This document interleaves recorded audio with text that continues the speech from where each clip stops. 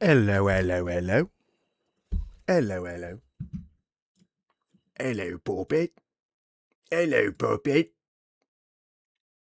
Poopit. Hello, Poopit. Poop, Poppet, Poopit. Poopit. Hello, Poopit.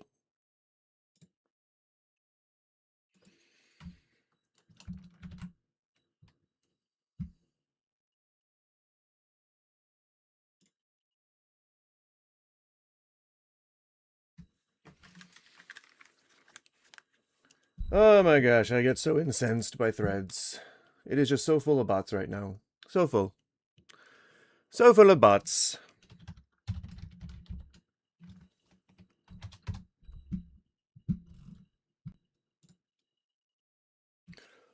Yeah. All right. What?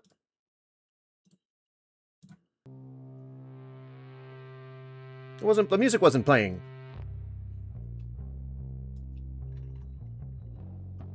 I didn't have my earphones on, so I couldn't tell. Oh, jeez.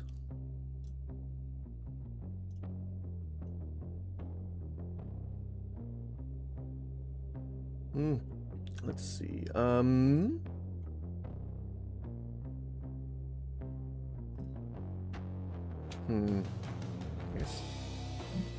Yes, that's trending. Okay. You gotta look at the hashtags. Those are important.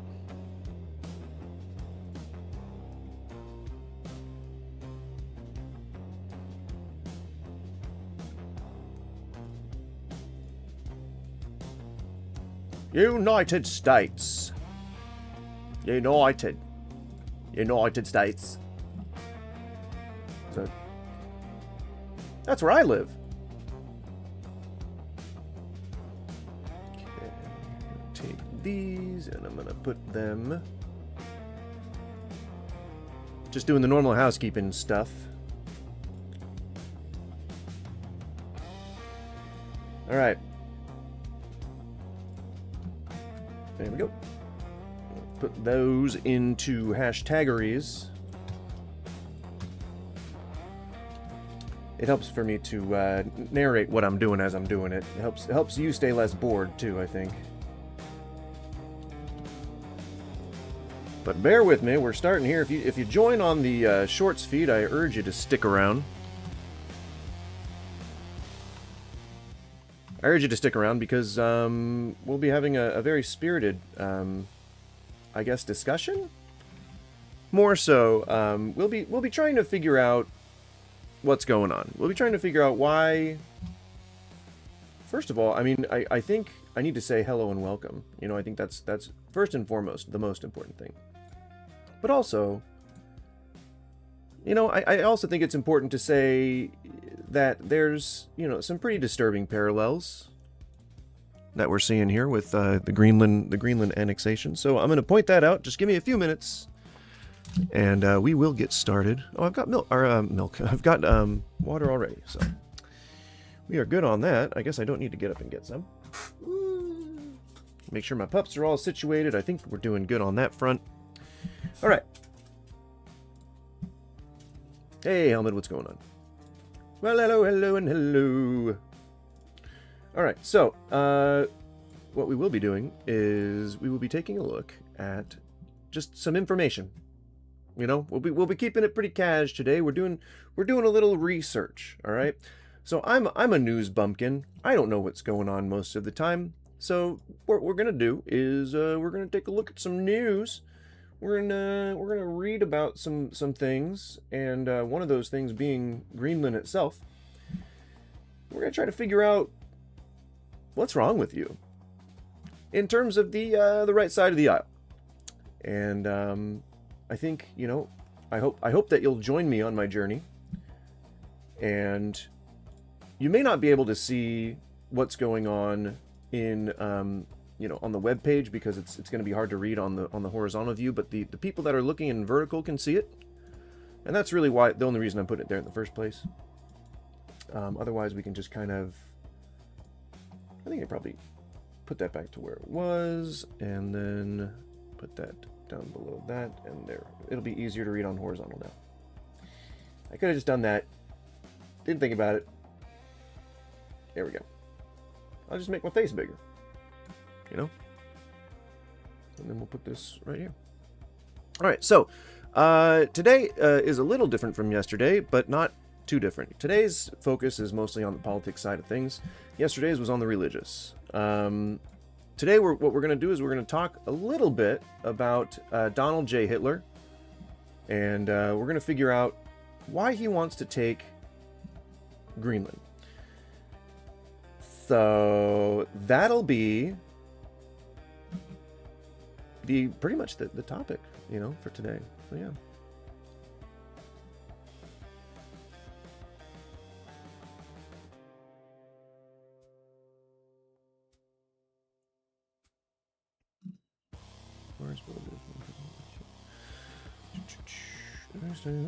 Oh,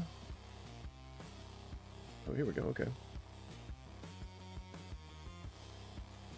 we go. Take that. So what I am going to do is we're going to have a little bit of fun here. We're going to do a challenge, and we're going to say, we're going to put a quote up on the screen. All right.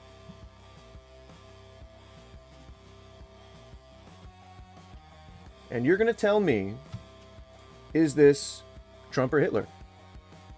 Pretty simple. Very, very easy. Is it Trump or Hitler? It's almost, you know, it's almost beautiful in the fact that it is such a simple quote, right? Simple quote.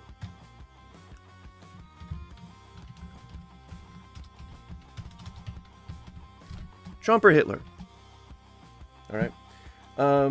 And that's going to be sort of just the fun aspect of this. All the rest is pretty much going to be learning, you know, why the heck do you want to take Greenland?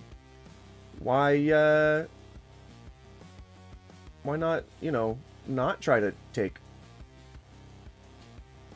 territories that don't belong to you? You know? I don't know. I don't know what the whole point of it is, but apparently it's a very desperate and important thing that we take Greenland. So that's what we're going to talk about today.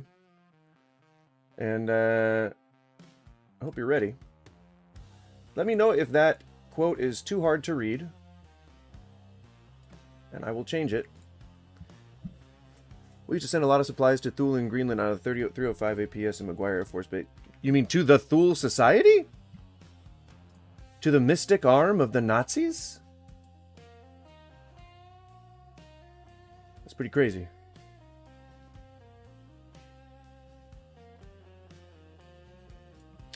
Alright, so... Oh, we don't have that. It's not that one. It's this one. Perfect. Alright.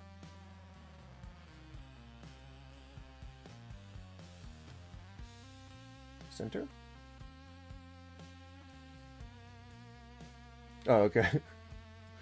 I was like, oh my god. Maybe there is something to that, you know? And we'll put a background on it. Put a little bit of a background on it. There. That'll make it easy to see, you know? There we go.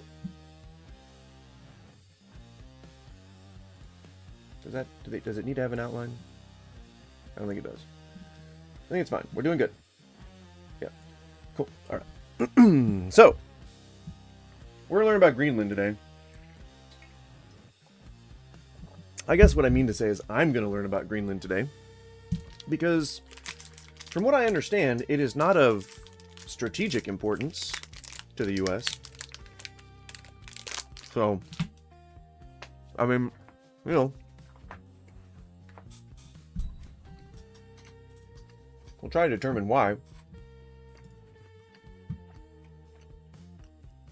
Sorry, I really don't mean to be eating while I'm doing this. I really don't want to be. But I kind of gotta. Alright.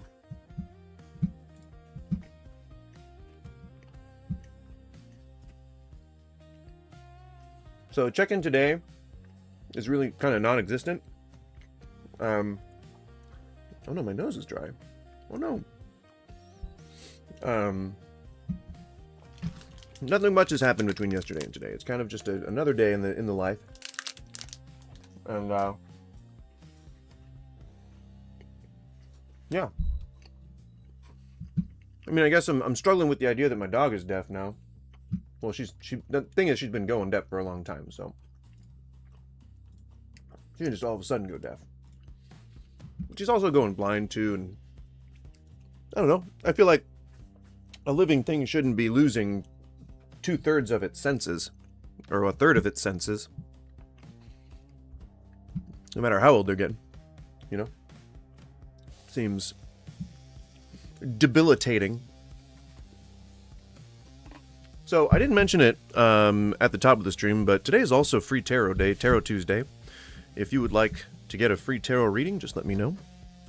They are free. They are always free because people should not charge for things that are not real. You should not charge money for magic because magic doesn't exist. Pretty simple. It's a pretty simple philosophy. Something that I don't think a lot of people, judging by the tarot channels, I don't think a lot of people realize that. I appreciate it. She'll be fine. I mean, she's not gone yet. So, you know, hopefully we can get her to the best standard of living possible, and we can help her navigate safely towards the very end of things. And that is my hope. We're doing good so far. And so yeah, I'm gonna take a look at the Wikipedia page for Greenland, and I'm gonna see if there's anything here that says that it's of any kind of significant strategic value. And we'll see. Okay, autonomous territory. Okay, it's under the Kingdom of Denmark's purview. Okay.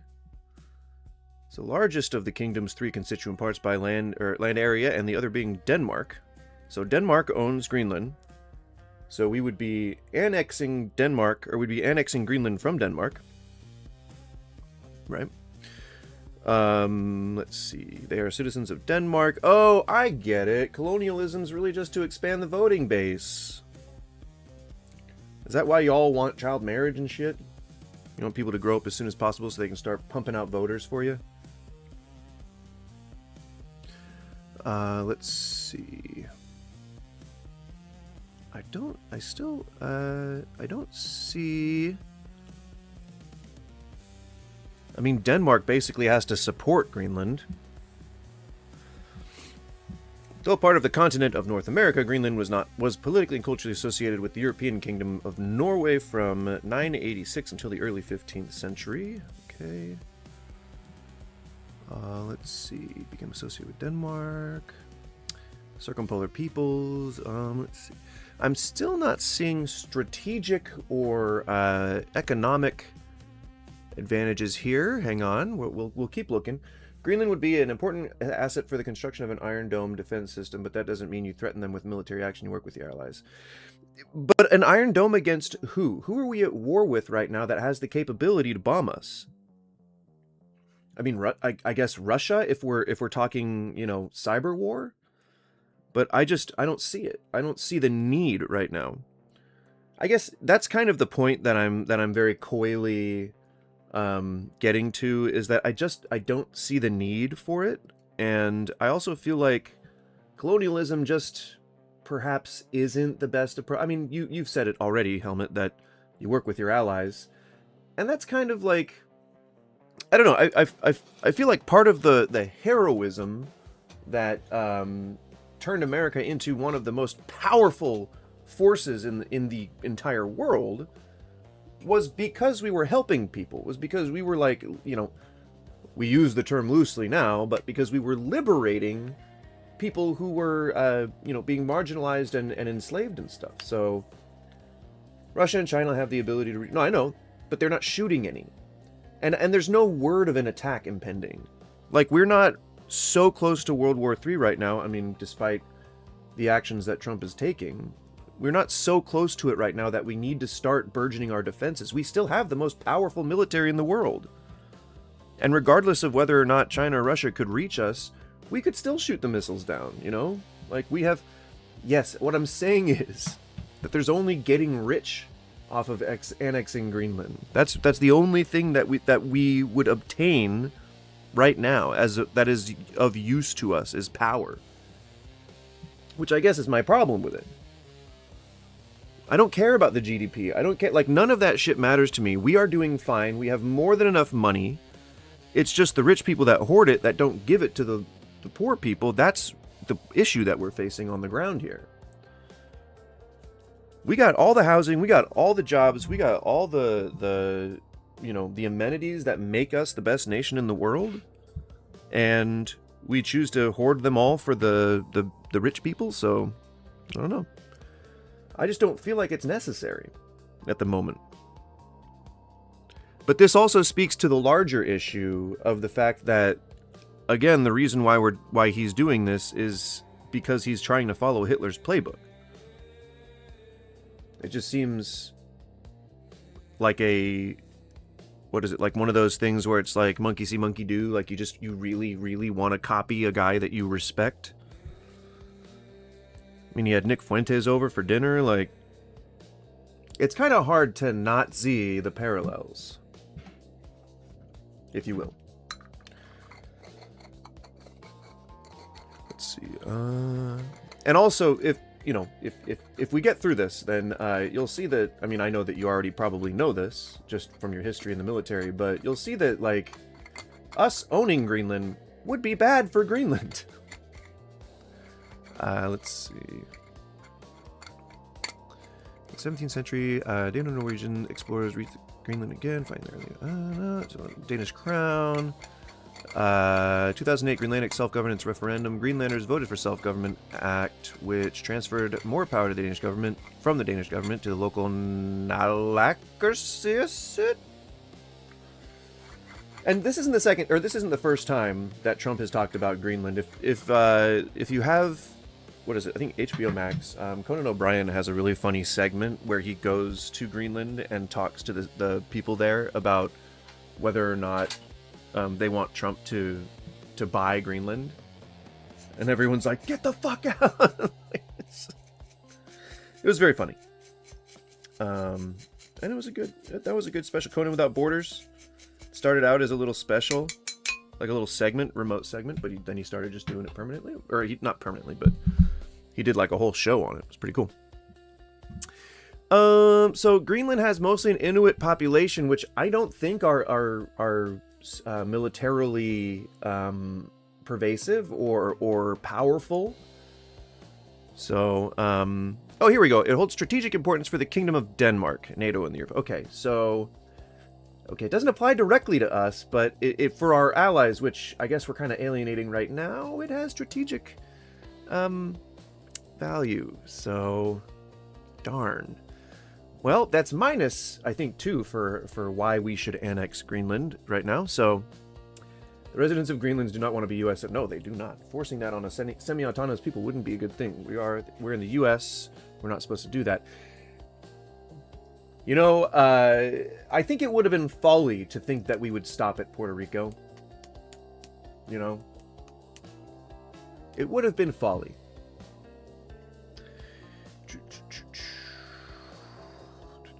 Oh, here we go. Greenland is socially progressive. Like metropolitan Denmark, education and healthcare are free, and LGBTQ rights in Greenland are some of the most extensive in the world. 67% of its electricity production comes from renewable energy, mostly from hydropower. Since 2025, the United States is engaged in hybrid warfare against Greenland.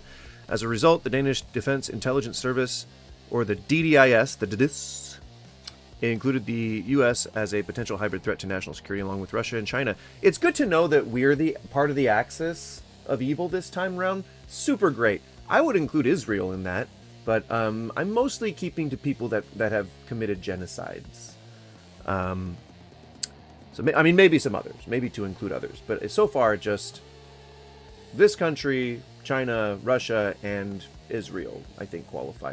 Maybe Syria, or because that's a civil war. I think a lot of that can be attributed to radical fundamentalism that is produced from the cycle of genocide. So, and maybe if Palestine started fighting back against Israel, like in any measurable way, then yes. But I don't think that's really quite a civil war. I think that's more of a religious war over territory, a jihad, if you will. Let's see. So still, I mean, they see us as a threat. So far, it's a landmass that's technically part of North America.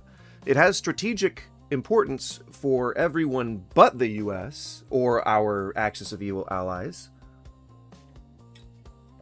And the people there don't seem to want to be U.S. citizens. So again, I gotta ask, since today is the best day for anyone who tunes into this stream to ask, what's wrong with you? I feel like I gotta ask America, the land I live, what's wrong with you? You know?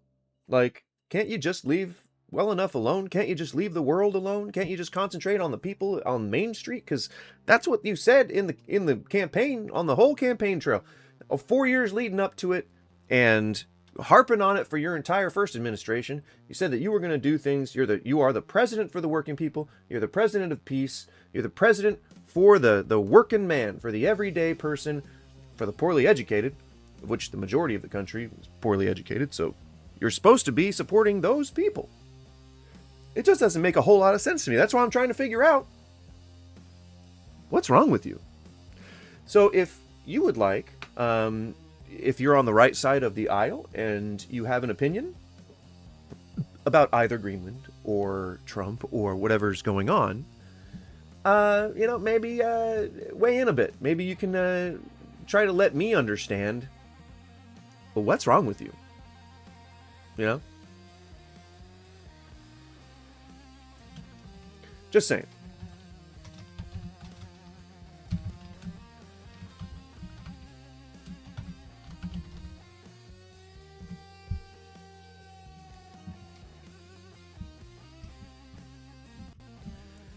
So let's see. I mean, we covered all of this stuff. Why? Oh, there's Thule. There's Thule culture. The Thule people are the ancestors of the current Greenlandic population. Ooh. No genes from the Paleo-Inuit Dorset culture have been found in the present population of Greenland. The Thule culture migrated eastward from what is now known as Alaska around 1000 AD, reaching Greenland. Why do they have the same name as the magical arm of the Nazis? Isn't that weird? The Thule Society?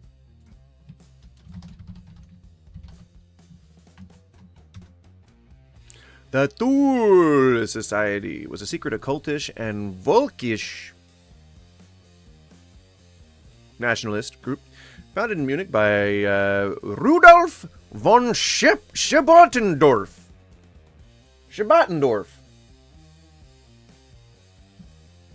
So yeah, I guess my whole point to that was just kind of pointing out that it doesn't really seem to be an absolute necessary thing for us that we try to annex an entire country. So let's, I guess, try to understand, where does this fall on the Third Reich timeline? Because it does. If you weren't familiar with the history of World War II or how the Nazis came to power, well, strap in, because it's pretty similar to what Trump is doing right now.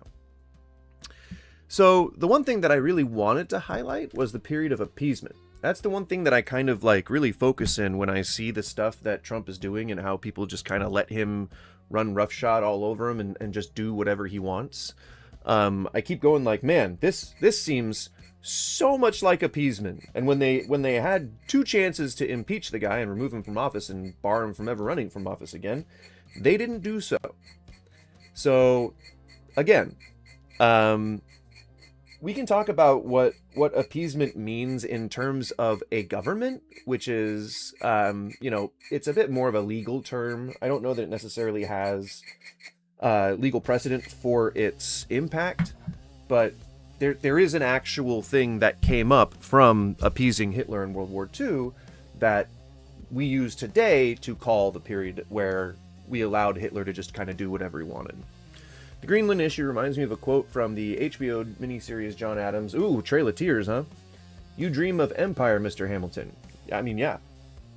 If you're an expansionist, you are not looking to just maintain what you have.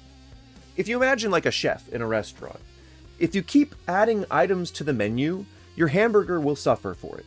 If you stop and you concentrate on the hamburger and you keep trying to iterate and keep trying to make that hamburger better, your restaurant's going to do well overall, because that one staple on your menu is going to be more reliable, more consistent.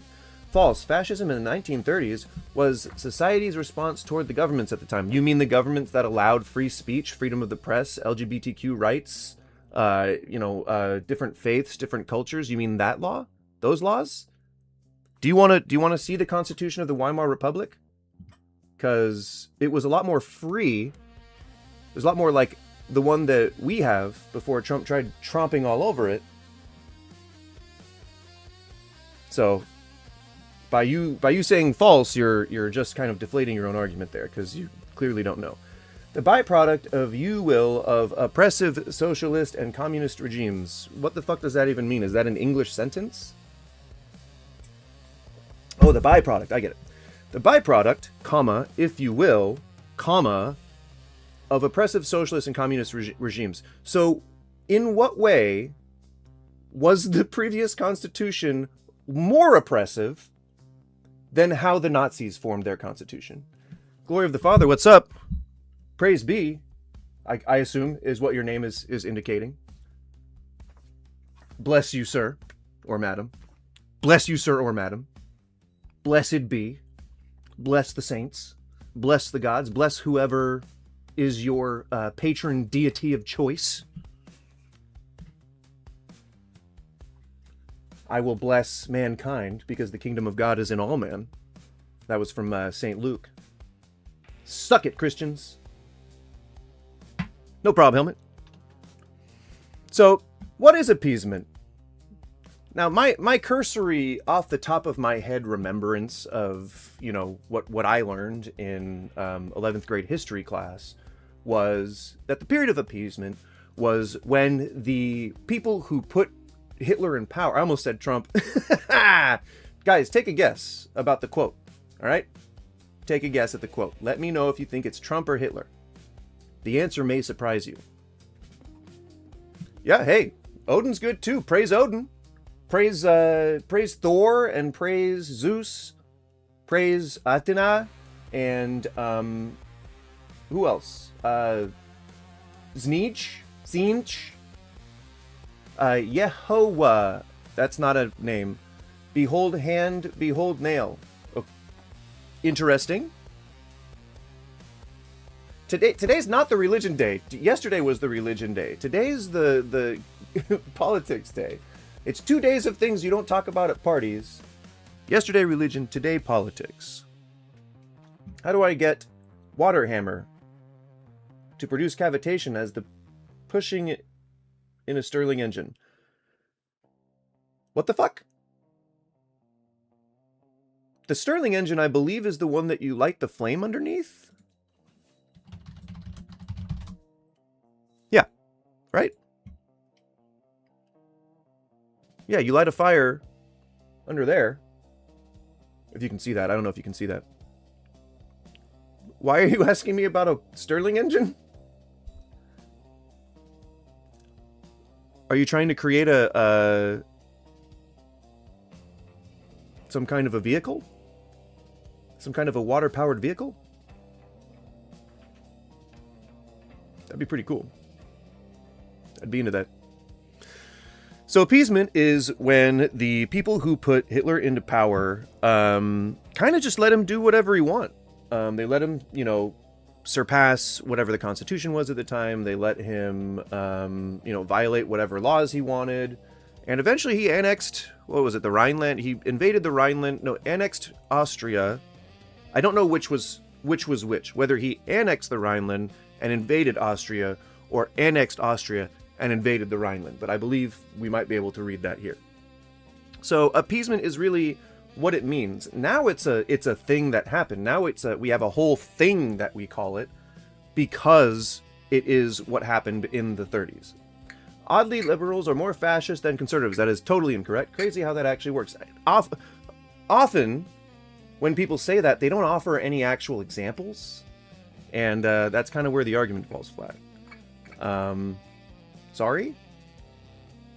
If you'd like to discuss how liberals are more fascist without trying to bring up the tired example of COVID policies, then I'd be happy to hear it. But so far, I haven't really heard a convincing argument for that. Especially because when liberals, as you describe them, when they argue for equality and equity and things, that includes white people. So I don't know why all we mean when we say we want equality is not stifling anybody else or excluding anybody else. We just want everybody to be included in the first place. And that's probably one of the most popular arguments I hear for the left being fascist. Am I saying that you have to do anything? Am I saying that you should be required by law to do something? Or am I simply saying that due to our laws, you can't do certain things? There's a big difference there. And one of those is fascist, the other is not. If I'm holding a gun to your head and I'm saying you can no longer say the F slur anymore, that would be a fascist thing. If, however, over time, we as a society decided that the F slur drove people to either commit violence or to commit violence against themselves, and we agreed as a society and passed a law that said you are no longer allowed to say the F slur, that is not fascism. Do you see the difference? Do you see how you're being kind of a pussy right now? How you're being kind of a little ballless coward? You see that maybe? You maybe want to adjust your stance just a little bit, and we can have a discussion if you come to a place that actually makes sense. If you want to take a position like that, cool. But until then, you hold zero credibility. Sorry about you. Let's talk about how Trump is Hitler. All right, appeasement and peace for our time. Now, do you recognize kind of that language, peace for our time? That was the researching 0 Point Energy at least found that over hundreds of people have been off just researching the subject, which is cool. Glory, can you tell me what the fuck you're talking about, please? Why are we talking about the Stirling engine? And why are we talking about 0 Point Energy? Are you talking about who built the pyramids? Is this one of those conspiracy TikToks? That's what it sounds like. That's what it's starting to sound like. I'm into it. I love conspiracy shit. But, you got to be able to know the difference. I say that because if you argue beliefs with a liberal, you are more likely to be insulted, even now assaulted, than when they do the same thing with or against a conservative. Sure, but insulting is not fascism. Assaulted is just... I mean, how many instances of political belief do you see against the right? I'd like you to cite at least a couple court cases, because so far that hasn't really been a thing, insofar as violence against the left. So I don't know where you think that's happening, but, I don't know. Charlie Kirk, I guess, is probably the one example that I can think of. But even then, the guy, I guess he was proven to not really have many ties to leftists. He really was just a disgruntled centrist. But, I mean, I don't disagree with his rhetoric. Or at least what people were saying his rhetoric was. And if you argue beliefs with a liberal, are you talking about in a debate setting? Or are you talking about just on the street? Because I guarantee you, people aren't just walking up to you assaulting you because you're wearing a Trump shirt. Yet, you certainly have a lot of Christian nationalists who are threatening to fucking hang people for the color of their skin. So I don't know where you think the left is more fascist, because the proof is in the pudding. And we're looking at it right now. It's the right side of the aisle. There are more people that hold higher seats of power that control the world. I love conspiracy theories too, but you also said Trump 2028. Would a conspiracy theory be that the president can somehow subvert the Constitution? That would be a pretty big conspiracy, I would think. Looking at Trump is the problem. It's like looking at a turd in a toilet when you can just flush it. You can't just kick the president out of office, though. That'd be pretty cool if we could just hit a button and take the guy that's ruining the government out of office, but that's not a thing. So, got to kind of work within the framework of what people are doing here, because that's the battleground. That is where, that's where the war of information is being fought. In terms of like all the Twitter bots and all the Threads bots and stuff like that, you have millions and millions and millions of accounts that are spreading disinformation and tricking people like Tricky Blade into seeing, what's not right in front of their eyes. And it's always new and more exciting and sensational content. So people keep looking at it. People keep clicking on it. And they don't ever do the research. They don't ever actually do what they say you should do, is do the research. And they don't understand what happened in the 30s. They think, oh, okay, somebody came to power. And they just came to power. There's no lead up to that. Someone came to power. They voted him in, which didn't happen. They voted him in, and now he's all of a sudden being completely racist and trying to torch people in internment camps. That's really not what happened. What happened was he disguised himself as a friend to the common people. He disguised himself as a socialist. He said, we are socialists. We really want the community to be able to pull together. We want equality. We want equity. We want all that stuff. And then when he got elected, I think the first time, or was it he got elected and then he went to jail? I don't remember which happened on the timeline, but he either went to jail and then was elected and then went to jail. Either way, he eventually wrote Mein Kampf, and then he got power again as the chancellor. So Trump's second term, essentially. I don't know how you don't see the parallels here. Here, sure, show me fascism. I mean, don't you just want to take a look at World War II? That's the axis of evil was practicing fascism. Well, he said National Socialist, national being the important part. I don't know why you wouldn't think that socialist would be in the important part of that equation. I figured you would think that was a gotcha for you. Dictators often use terms like communism and socialism in order to disguise fascism.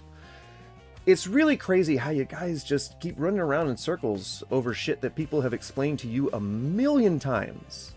I'm sure you have at least one family member who has tried to tell you a million times that socialism is not what you think it is.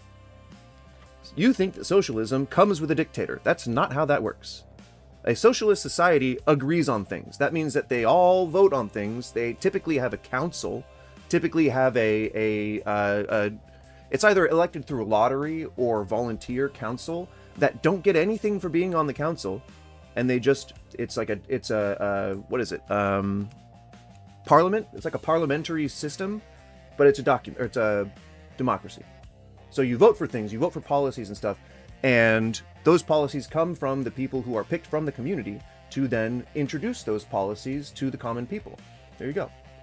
No, because I don't dislike socialism per se. Right, on paper, all those things that encourage the working class to get together and to have all the power, amongst every single one of them, those all seem really good on paper. And there are a lot of people who are smarter than me who have said that they wouldn't work in the real world, and that's not what I advocate for. So you've made our entire discussion meaningless. There is no part of me that is socialist, and I'm not arguing for a socialist society, nor did Hitler really express socialist ideas. So where are you going with that? I'm not sure what extra part of the conversation there is. Hi, I'm new here, Leninware. Hey, Leninware AI, glad to see you. I hope that you were prompted to act exactly like Lenin. Welcome, I appreciate it. What's your political identity? I don't know. I fall somewhere on the left of the spectrum, and when I took the test, it was like it's like you get the cross here, and then like the left is over here. I was like right like over here, I think. Like, I care more about giving people opportunities than I do making money. And I think that was where the difference was. I don't particularly like socialism because it's contrary to capitalism. Why the fuck would you like capitalism unless you own a multi-million-dollar business? It is not designed for you. But I don't necessarily think socialism brings fascism or authoritarianism. I think people use socialism as a crutch. Correct. Absolutely. No, you're right. This is actually inside of what we're talking about. This is literally what we're talking about today. Water boiling under a vacuum, 50 volts per square foot, then 10 feet going up, a wood chip mulch generator. There is limitless energy for free. That's the real problem. Why being robbed and thank you for offering a grounding voice, Glory. You're very you're good at that. I think it's important to hear that. Why aren't we talking about sustainability? I agree with that. Why aren't we talking about sustainability? Well, because Trump is trying to annex Greenland. Next step, invasion. And I really hope that it doesn't get to that. Alright, so, on September 30th, 1938, British Prime Minister Neville Chamberlain received a warm welcome from a cheering crowd when he returned to London after negotiations in Munich with Adolf Hitler. He had discussions with people in the European Union. Trump did. He had discussions with people in New York, on the climate accords, on on NATO, on Ukraine. He's met with all kinds of world leaders about things who had decent things to say about him, saying that he seemed open to new ideas. He seemed to really be friendly and cordial and things like that. Came home from a cheering crowd after negotiations in Munich with Adolf Hitler. Chamberlain had just left a summit where he and Prime Minister of France, Edouard de Lallier, agreed to Hitler's demands for Czechoslovakia to cede a portion of its territory known as the Sudetenland to Germany. Keep an eye on that. Is Trump fascist? I don't think so. Well, not right now. He wants to be. And we're certainly goose-stepping our way right towards it. Actually, I just told my wife last night that I think Trump is being senile, not a fascist. Sure. But why do you want a person who's senile in office? I'm embarrassed to be Jewish. I'm not really that familiar with what's going on right now in the Jewish community, so I can't really speak to it. But I don't like the whole ethnic genocide thing. So that throws a whole wrench into my relationship with Israel. In my opinion, Trump is a quintessential textbook example of a modern-day fascist. I mean, he got most of his ideas from Mein Kampf. Project 2025, if you hear the guy talking about it, he says his goal is to destabilize and hinder the American process, the democratic process. He said that on an interview. I can try and find it. I swear I can't wait to find a live chat that actually cares about the problems that we are actually facing instead of the problems that they dangled in front of our faces to look at. Glory, I find sustainability to be a worthwhile thing to discuss, but also there's plenty of people who do stuff that isn't related to Trump. There are plenty of people who do stuff that are, more talking about like what you're talking about, sustainability and 3D printing concrete and things like that. So, I mean, I would like to see more live chats like that as well, but sadly there are people who have the opposite opinion of me who are spreading their opinions to millions and millions and millions of people. That, to me, that is something that if I can't do anything worthwhile, then I can at least come here and offer a voice to oppose that. That's all. Wanted him to be in office? Sure. Want him there currently? No. I mean, you shouldn't have wanted him there in the first place. I am a big anti-political kind of guy. I believe that the politicians don't typically have us in mind when they're thinking about the decisions they make. And I don't think I've ever wanted Trump in office. Don't you see how he acts? Like, I think that the people who looked at him on things like The Apprentice and then look at him on TV and they're like, oh yeah, oh you really told that yokel. Those people just want to be bullies. They want to be like Trump. And if you're in a social circle like that, I would say get the fuck out, man. All he ever expressed was the desire to be tougher and braver and more heroic than other people. And like that's why he always called into like news shows to talk about how shitty the president was, because if there's one office at the top of the list that he has to be envious of, it's the president of the United States, or it's the presidency. Yes, they see how he acts and they see themselves. Exactly. It's people that typically want to be bullies. It's really just the bully. It's the people who in high school, they don't feel like they got seen or heard or valued the way that they needed to. And so now it's all about grabbing that attention. Now it's all about grabbing that respect at any cost. To be fair, I was never going to be okay with Kamala. Some people just take the, which do I prefer? And you prefer a guy that was credibly accused of rape and then found liable for that rape, and who tried to defraud the country that he was overseeing. Literally anything would be better than that. Literally a piece of toast on a plate would have been better than that.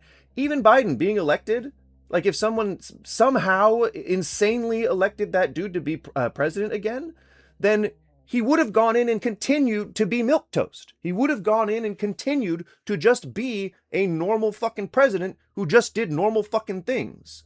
Instead of destroying a third of the White House, instead of standing by while one of his citizens gets shot twice in the face, and initiating a mass deportation, fucking smacking of 1930s, saying that they're going to build internment camps, talking about how like just every immigrant is somehow a criminal. Like, it's just fucked, man. My preference would have been Vivek, but here we are. Why Vivek? He had Trump's platform. And he wanted to restrict the internet. You remember that, right? He wanted to be able to spy on you through your webcam. And you like that idea. You want us to be under a nanny state. Because that's what you appear to be saying. And I don't want to diminish your point. You're getting emotional and you're cussing. You're not proving your point anymore by adding that. Well, go fuck yourself. I don't care. I am not someone who is going to change who I am just to fit what you think is convincing in terms of arguing.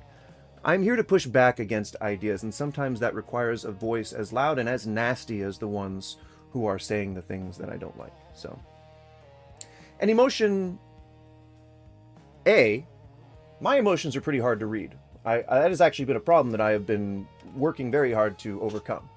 But you can't really read my emotions, and trying to put words in or emotions on my face only serves to devalue whatever information you could be gleaning.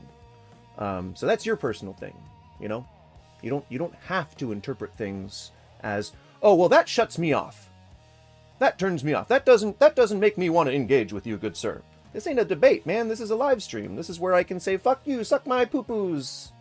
You can't say you can't say the PNARS word, because that would go against TOS. At least I know that.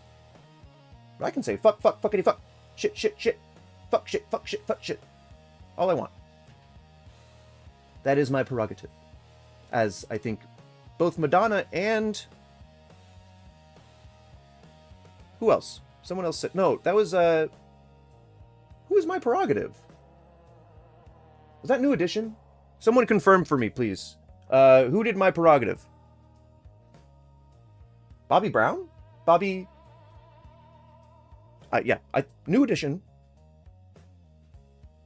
Or was it Boys to Men? No. Oh my god, that's gonna drive me fucking crazy all day. So, you meet with world leaders, you have a good time, it's been fun, and so you go back to your country and you say, I think things are gonna be fine. I think he's gonna be good. I think he's gonna learn from this experience. We're gonna give him a little bit of territory. But other than that, I think he's gonna do just fine. Bye, Hitler. Have a good day. Enjoy running your country. In return, Hitler assured the Western Allies that he had no further territorial ambitions. So, you know, just like saying, I'm going to be the president of peace, you know, we're not going to do any kind of like messed up stuff. We're going to make sure that we take care of the people at home. That's my platform for getting reelected, y'all. Unfortunately, that didn't happen.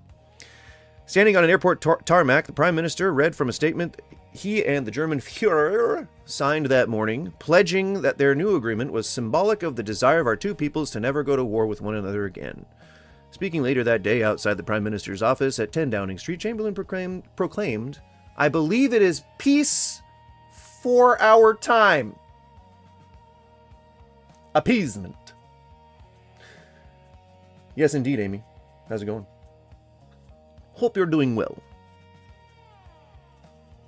These hopeful words soon rang hollow, as Hitler forces seized all of Czechoslovakia on March 15, 1939. Then on September 1st, less than a year after Chamberlain's triumphant return from Munich, German troops invaded... Oh, it was Poland!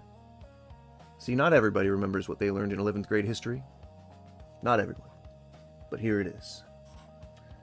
Yes, the president of PP, he enjoyed the golden showers, but I believe he was I think he was the PE, and not the peer. But I'm not sure.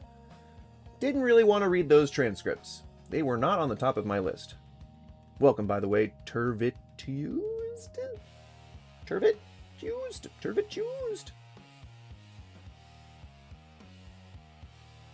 So you have essentially a president of a nation who is talking to other leaders of nations, saying that it's fine, we're not going to do anything untoward, we're not going to do anything crazy, we're not going to pull out of the Paris Peace Accords. Oh, sorry, that was Trump.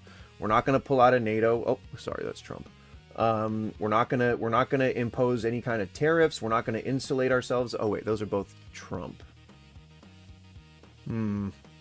It's just imperialism. It'll be fine. Also, what likelihood do you think there is of actually forcefully taking Greenland? I would gamble 0. I would have gambled that there's 0 chance that a U.S. citizen is going to die due to ice operations, but that has now happened. I would have thought that there would be 0 fucking chance that Trump, in his infantile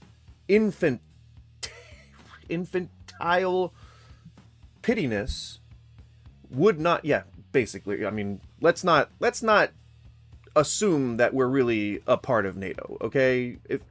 I would think that that's only for optics at this point. I would also have thought that it would be 0 chance that he would have, you know, like, thrown a tantrum over the Nobel Peace Prize. But he did that. So, I would have thought there would be 0 chance that he would bomb a fucking country and then invade, steal the leader of that country, and then say we're gonna run it.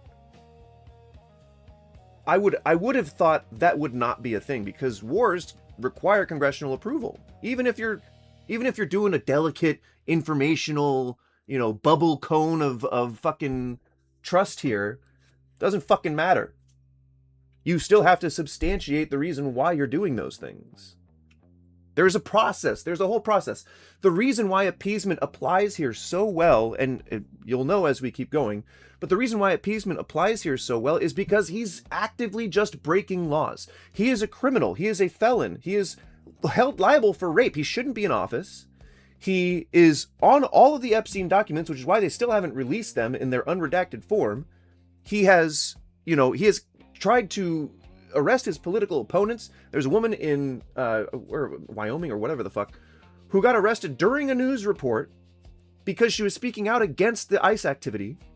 Like, it's very, very clear that we are seeing appeasement at work, regardless of whether it appears to be in the same form or not.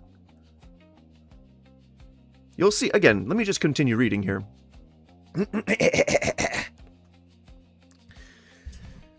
At the time and in the years since, Chamberlain's actions were denounced as appeasement. See, it's now a thing. We now have a thing called appeasement. Don't worry about feeding Fent a WMD. We definitely will not use that to invade countries claiming they have WMDs.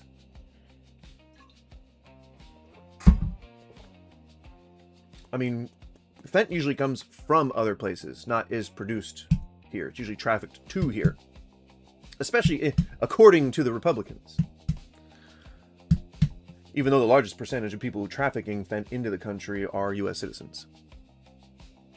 A policy of reducing tensions with one's adversary by removing the causes of conflict and disagreement. So the leader of an opposition party offering to give a Nobel Peace Prize to another president to avoid further conflict would be called, under this definition, what would it be called? Is the Funko Pop collector a geopolitic expert now? Funny enough, I actually don't own any Funko Pops. So, I mean, the one thing you chose to try and make fun of me for, I don't even do. Ouch!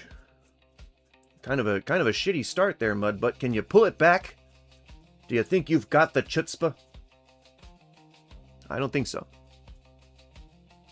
And weird that you would think that someone who collects things wouldn't be able to also be a geopolitical expert.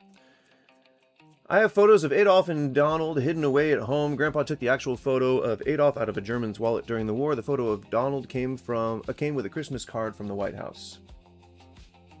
Hey, you never know. Maybe soon we'll be taking those off of soldiers as well. You never know. Despite its deeply negative connotation and close association with September 1938, appeasement had a long history in British diplomacy.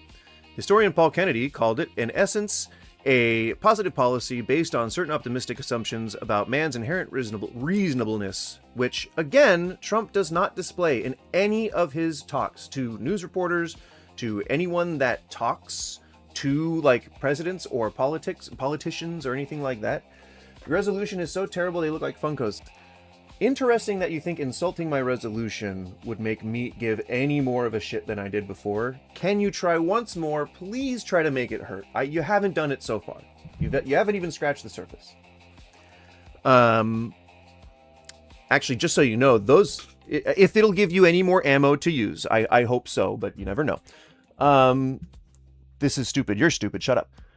These are all VHS tapes, and they're typically 80s, like 70s to 90s, I would say. Typically horror, but there's also a lot of like the 80s, money laundering operation action movies. You know what I mean? And the action figures here, actually all of this stuff is my wife's, but I don't mind talking about it. She has Elvira. She's really in love with Elvira. She's got, Night of the Creeps, all this kind of stuff. This is actually a pretty cool collection if I'm looking at it objectively. But yeah, she's got it extends to the end of the room, bookshelves full of VHS. She's got quite the impressive collection. But again, she's a big mucky muck at her job, and she does very well. It's weird it's weird and insane to imply that somebody who collects things can't somehow be an expert at something. That's very strange.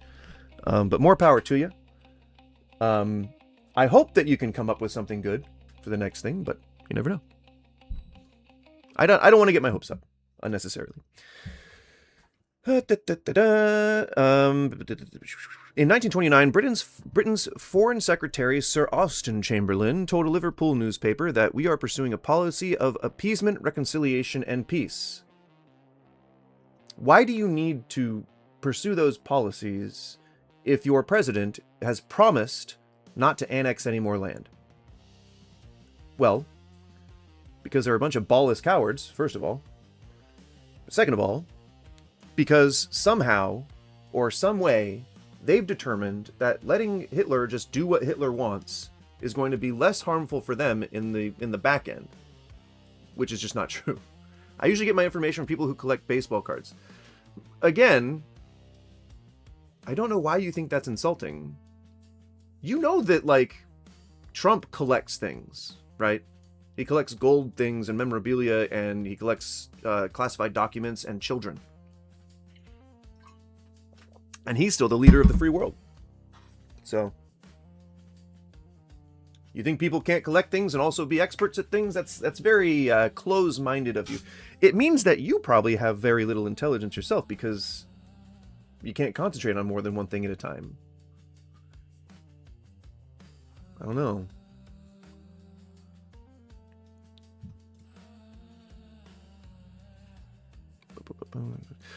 We do all we can to find a method of solving such difficulties as may exist between us and our neighbors.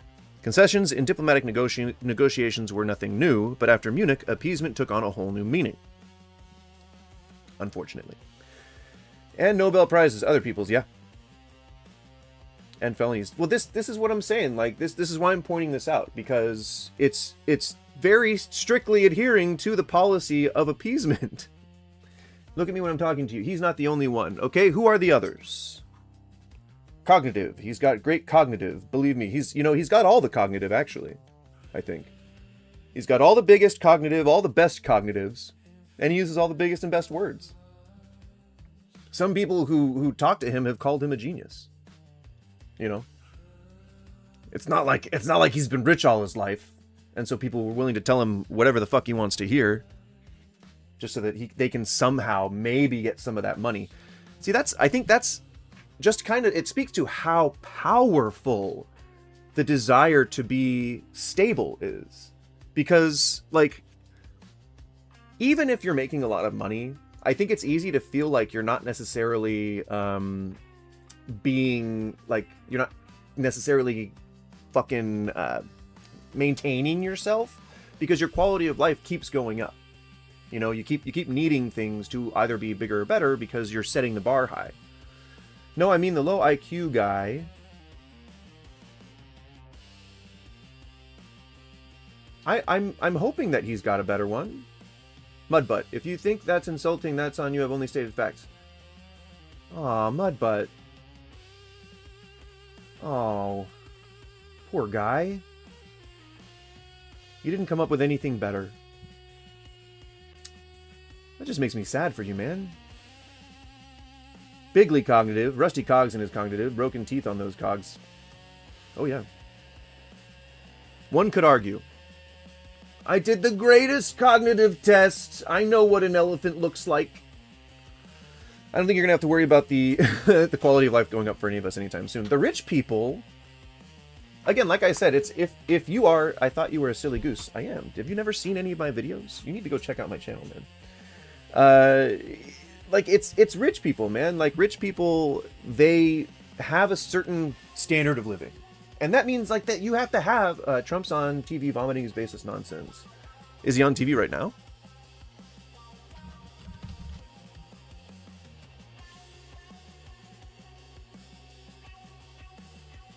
White House briefing. Is that a thing right now? Over 270,000 bureaucrats from the federal payroll. That's another thing. So we have, we announce our unemployment numbers. Can you hear him? Call it unemployment or employment. And they were very good, but we could make them great. But we've slashed tremendous numbers of people off the federal. We've smashed tremendous numbers of people. Ultimately, if you're on the federal payroll, I mean, we have jobs where they had 10 people for every job. So we cut. Now, they didn't. They didn't at any point. Doge found about $3 million in overspending in one department. And that is nowhere near 10 people for one job. It's twice as much money, 3 times as much money. They're getting factory jobs. They're getting much better jobs and much higher pay. Factory job? All I have to do is say, like, what the Democrats do all the time.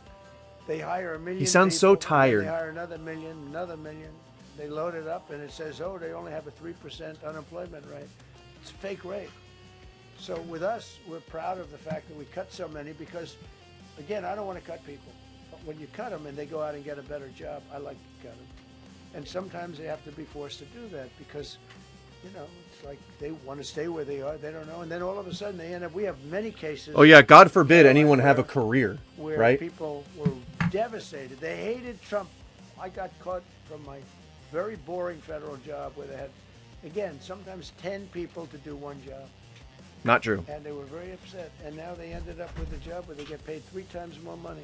No, they're not. They're That's ending not a up buying thing. houses. It's like crazy. How can you say that? From How are you saying that? How can you say that you know for a fact that all these people that got cut from their federal jobs, you know, it was like thousands of people, and they still haven't brought them back on, and they said that they're going to. So they're all just in limbo right now, hoping that they're going to get their jobs back. And they're fucking saying that he's trying to say that they went off and now they're making now they're making 3 times more than what they were. The average basket size has gone up in the last year and a half. That's $20 for every single check that you're, or every single bill, like for groceries that you're paying. Like, people on the ground are not seeing things better, and he's just straight up lying. Fuck. No good. But that's what the Democrats do. They show, oh, we were at 4% unemployment. That's a good number. But they just add jobs, or they wouldn't cut. They would never. How do you add jobs? I'm sorry. How do you add jobs? 100% of all new jobs. How do you add jobs that don't exist? Have been in the private sector. Think of that. Now, 1% has gone to federal. So under Biden, which is a problem. Government job. Under Trump, 100% of the new jobs created, 100% came from the private sector. That's how you make your country wealthy and strong and good. Well, no, that's what happens when you get these big contracts from multi-billion-dollar corporations that want to see you do well because you want to help them do better. That's all that is. You're just consolidating power. Means down 100%. Trump was saved by God. 99.99. Trump was saved by God so he could serve us and fulfill the bigger plans like Project 2025. We just got to trust God on this. Amen. The Christian God? Because Trump does not claim to be either a Christian or Catholic. He just claims to be religious. Came in. Unless they came in legally. We have a big process for having people come in legally, by the way. A lot of people are coming in legally. Right.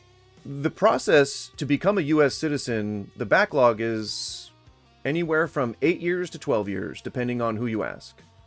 The court proceedings, apparently, are the hardest to actually get done because they are set years out. So it is nearly impossible for a person, unless they already have a pathway to citizenship, to become a citizen in any amount of time. That's why we have, you know, temporary documents. We've got things like visas. We've got things like work permits. All the stuff that ICE is choosing to ignore right now. Because they say that your ID is not good enough. Hells Angels are now considered a nice, high-quality person. I like the Hells Angels. They voted for me. They protected me, actually, believe it or not. You like anyone who votes for you. And if someone says anything wrong, that doesn't seem fascist to you guys? In the slightest? Came from the Congo. The prisons, I know the Congo because I ended the war with the Congo and Rwanda. Tough No, you didn't! Very tough group. That They wasn't came from even prisons in this the administration. Congo. Some of the toughest, meanest people What? you'll ever meet. Thank you very much. They allowed him to come into America. These are tough people. Before my election, 100% of net job creation was going to foreign migrants. Since my He hosted the inauguration, signing. That's why he thinks he ended the 100% war. of the net jobs Holy shit. created have gone to American-born citizens. That's a big Cool. thing. In other words, we're now taking care of our people. 100% of net jobs created. American-born doesn't mean shit. I don't know why people have been saying that. Like, it doesn't mean anything that people... You can be first generation and still be a citizen. You can be born in another country and still be a citizen. Well, yeah, I mean, Hells Angels, they did indeed, you know, they did traffic drugs. But you know what? They voted for Trump. So he says they're good. So they must be good, right? Anyone who voted for Trump is apparently someone that he likes.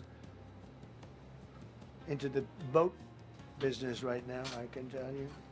97% down, drugs coming Totally in by made up water. percentage. 97%. Totally made up. Nobody ever heard of that before. 90. They heard 2%. Because it's made up. 1%. It went Made up up. 2%. Completely made up. 97, and we're looking for the 3%. Who the hell are the 3%?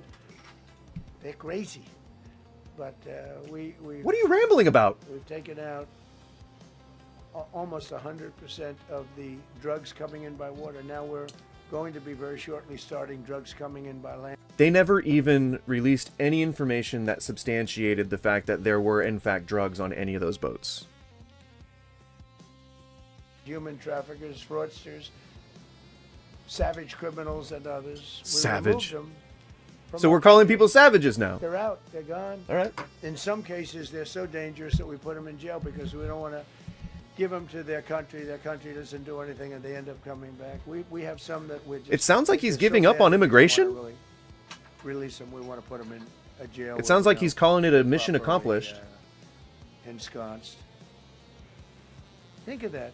Remove tens of thousands of illegal alien gang members, drug dealers, U.S. citizens, murderers, child predators, people with human papers. traffickers, fraudsters, and savage criminals. Why wouldn't you want them removed? It's weird how they have to keep The reason is replying that they're, because these or keep repeating that they're criminals. It's almost like people insurrectionists. wouldn't normally believe them, so they have to just kind of say it over and over again. And, Weird. You know, they're going to make mistakes sometimes. ICE So is strange. going to be too rough with somebody, or they're dealing with rough people. Shooting a U.S. citizen in the face is not being too rough with somebody. And we feel terribly. I felt horribly when I was told that the young woman who was had the tragedy. It's a Yeah, I'll bring tragedy. up his It's a tweet. horrible thing. Everybody would say, ICE would say the same thing. But Oh, no, they didn't. They called her a when I fucking learned bitch. Her parents, Right afterwards. Right after they shot her in the and her face, they called her a father in fucking particular bitch, is and then they like- slapped each other a high five over it. But I don't know. It's all there in the videotape. Tremendous Trump fan. He was all for Trump. Loved Trump. And What a fucking narcissist. Oh yeah, all the fucking all the stuff that people are talking about, it's all just about Trump. Everyone loves Trump. I hope, Fuck off. I hope he still feels that. All right, way. Helmet, have a It's good one. Hard situation. But her father was a tremendous, and parents were tremendous Trump fans. It's so sad. It just happens. It's terrible.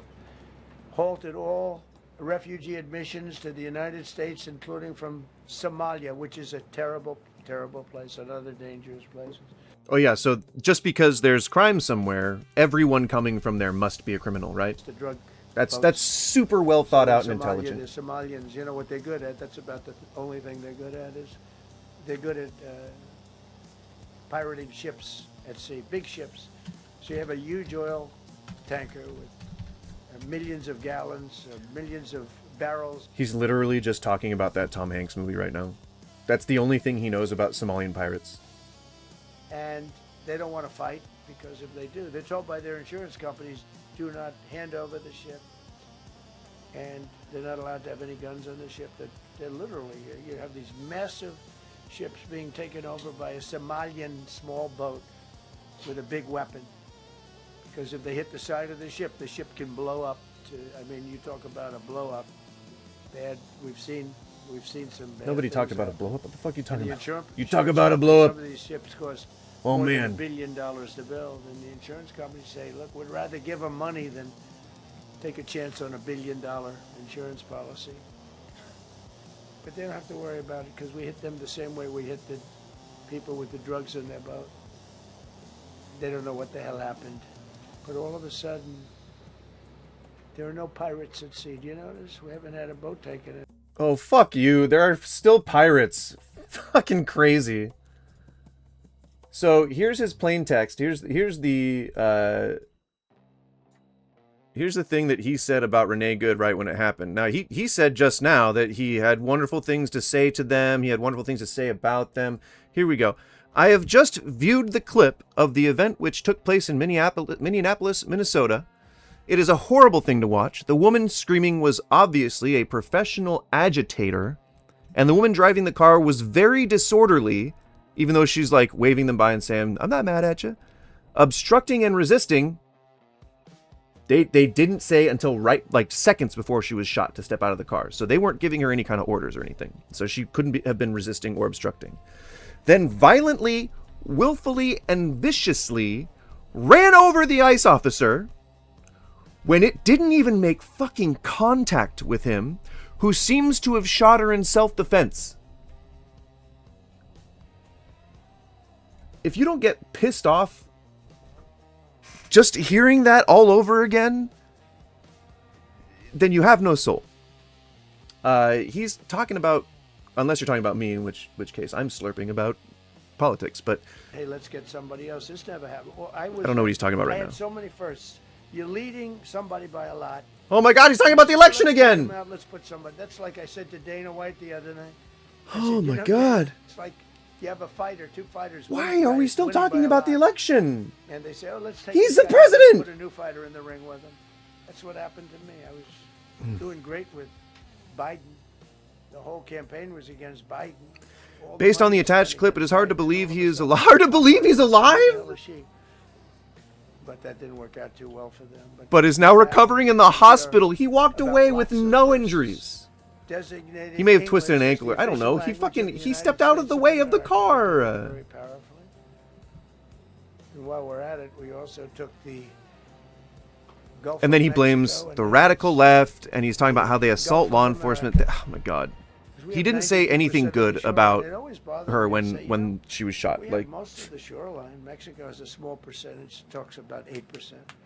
We have 92%. We are literally 1/4 of the world's GDP, and California. Mexico, it should be the Gulf of America. I was Shut up, dude. California has a higher GDP than several different countries. I think it would be in the top 10 of countries, wouldn't it? I'm telling you, it's a good thing. And it'll be hotter than ever, I said.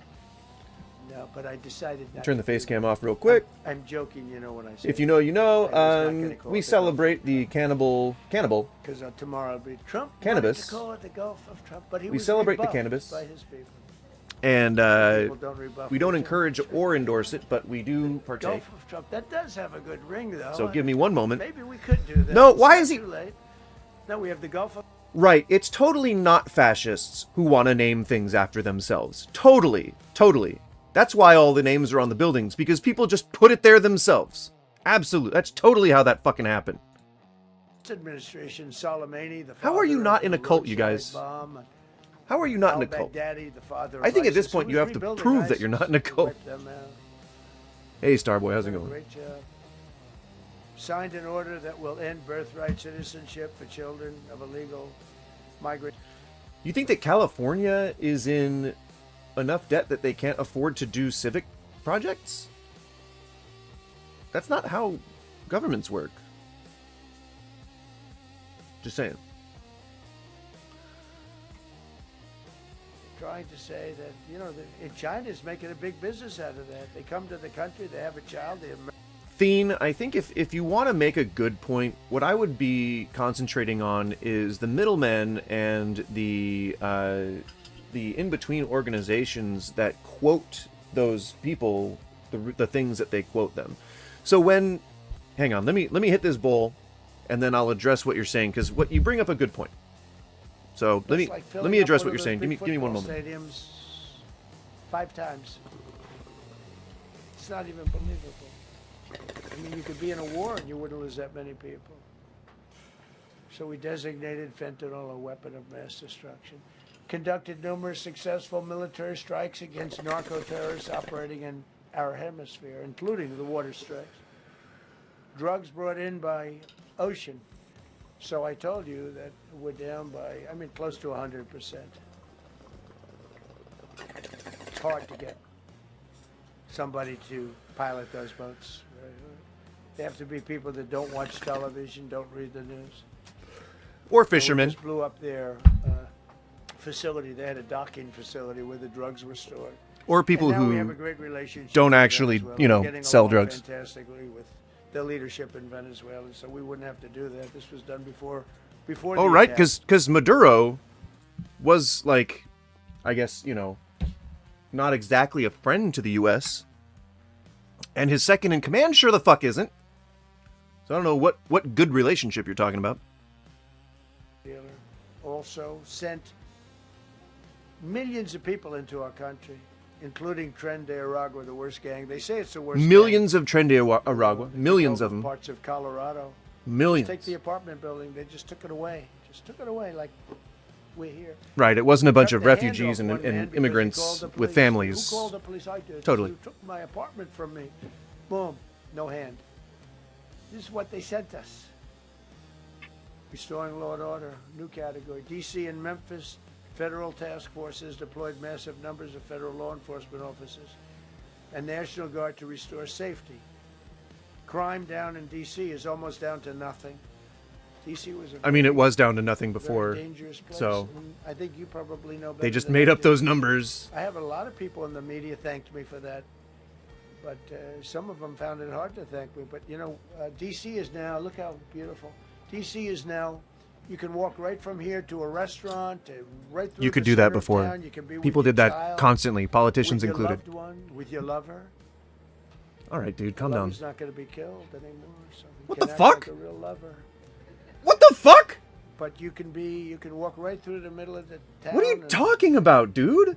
DC is beautiful again too. You notice we took all the fences Guys, come on, down, guess almost all guess rest are if coming the down. quote on the fucking We screen, took I would the like to change graffiti it. all off. National Guess if the Guardsmen thing on the amazing. screen We was didn't Trump or tell them Hitler, to so we do can that. move on. That's not their job description. But they were picking up garbage and everything. They were great. And I Jesus Christ. Okay, so, you've Thien, I don't know if you're still here, but you brought up two good points here. And one is where the money goes that's allotted for certain things. And the second one was, how is Cali in 1.7 trillion in debt? The answer to that one's really easy. It's because, again, they have a GDP that is higher than most countries, which means that they bring in more money, therefore their debt will be much higher. Their debt will be the fucking the debt of a country. That's about how that's supposed to look. So I would say, you know, I don't know why you can't wrap your head around that, but it's good finance. If you want to go deeper into the reason why that's good finance, is because businesses, if you want to look at the country like a business, which I think is a bad thing to do, but because we're here and we're doing this, if you want to look at the country like a business, try to understand that businesses are not supposed to only make money. Businesses must also grow and expand and refine their shit, so they have to constantly be spending money too. Businesses have a budget that they're supposed to spend. They have a budget that they need to keep on hand. They have budgets for things like shrink, but part of that is being in debt. Typically, you know, I think a restaurant is a good example because their cash flow is way more fluid and dynamic than a regular business, like a retail store or whatever. Like a restaurant would have a period where they're doing a promotion, and it's so that they can save money so that they can buy a new oven. And that means that they're still going to have to take out a loan for the oven because they're going to need it now. So they're going to go into debt. The main thing you want to do as the owner of a business is to reduce your debt as much as possible, as soon as possible, and to incur as little unnecessary cost as possible. And so you would look for whatever the lowest interest rates are. You would look for whatever the best loan percentage, whatever APRs are, and you would then apply your decision-making skills, yada, yada. But countries are also not made like businesses. Like Donald Trump keeps describing, businesses are supposed to make and lose money in order to please shareholders. How he sees America is that the corporations are its shareholders. This is bad. That's a bad thing. You don't want to be in the business of corporations telling you how you should run your country, because if you didn't know, corporations, the reason why they do the things that they do in order to please the shareholders is not just in policies that they refine and tailor to those investors, but also listening to feedback from investors themselves, which means if you have a powerful lobby group that accounts for much of the business that flows through the country, that lobby group can get fucking laws changed. That means that fucking corporation can get laws changed. This is a bad thing. We do not want this. We want votes to change laws. We do not want corporations to change laws. That's a bad thing. Bad thing. Why is Putin's old orange cock sleeve on the screen? Well, apparently because he's talking. And goes out and murders somebody, 2 people in one day. No, we got to get rid of cashless bail. They got to pay. Got to have bail. There's a reason for bail. Long tested. Signed an executive Right, order so to bring... only the people who have the money can get out of jail on bail. Not even people who... You can still get you still have the option to take bail, but you can't use credit, and you can't go into debt. You can't do any of that stuff. You have to have the cash to do it, which completely eliminates the one of the backbones of the country, which is like, you know, a social stepping stone, right? Like, I don't quite understand that. Not gonna do much golfing, he said. Literally, the millions spent on golf again. Yeah, I mean, Mom, she would. I don't necessarily hate golf, but I don't know how someone can love it that much. You could be a professionsional baseball player. For any celebrity or any public figure or anything like that goes golfing that much. Big building, big. I hate that. I hate golf. I would hate golf if I had to do it like that. She said, well. Corporations need to fight against white supremacy rather than chase profits. I said, boy. Corporations will always pander to whatever part of society supplies them with the highest market share. And if you're a company like Disney, your leanings are going to be progressive, but your lobbyists are going to be conserving that way of life for you. Your lobbyists are going to be lowering restrictions on monopolies. They're going to be loosening the you know, the restrictions on expansion and like things like shell corporations and middlemen. Yeah, corpo's bad. You know, just play Cyberpunk 2077. You got all that information there. That helps. Maybe it's not as extreme, but you know, same thing. They're just saying the quiet part out loud. Designated Antifa as a domestic terrorist organization, and many others. It is. Name their leaders. Name me their leaders, and I will call Antifa an organization. Iran's nuclear enrichment capability and Operation Midnight Hammer was one of the most successful anyone's ever seen. CNN fake news. I don't know where they are. CNN. Anybody from CNN? Was that when we invaded a country and stole their leader, kidnapped them, or was that a different operation? And then you don't raise your hand. They said, well, maybe it wasn't that successful, which what was that one? I was angry because these pilots took their life Midnight in Hammer? hands. 2 o'clock in the morning with no moon, dead dark, guns shooting at them. They went in with those beautiful B-2s, and every single bomb went down an air shaft and obliterated it. And CNN... I'm sorry. Where did they go into with B-2s and every bomb went down an air shaft? What? Like, I feel like at this point, he's just saying whatever comes to his brain. He's just not interested in being in touch with reality, I guess. On top of everything else, the place was obliterated. CNN said, well, maybe it wasn't that bad. Turned out it was worse than it was. You know who could tell you that? The Iranians would tell you that.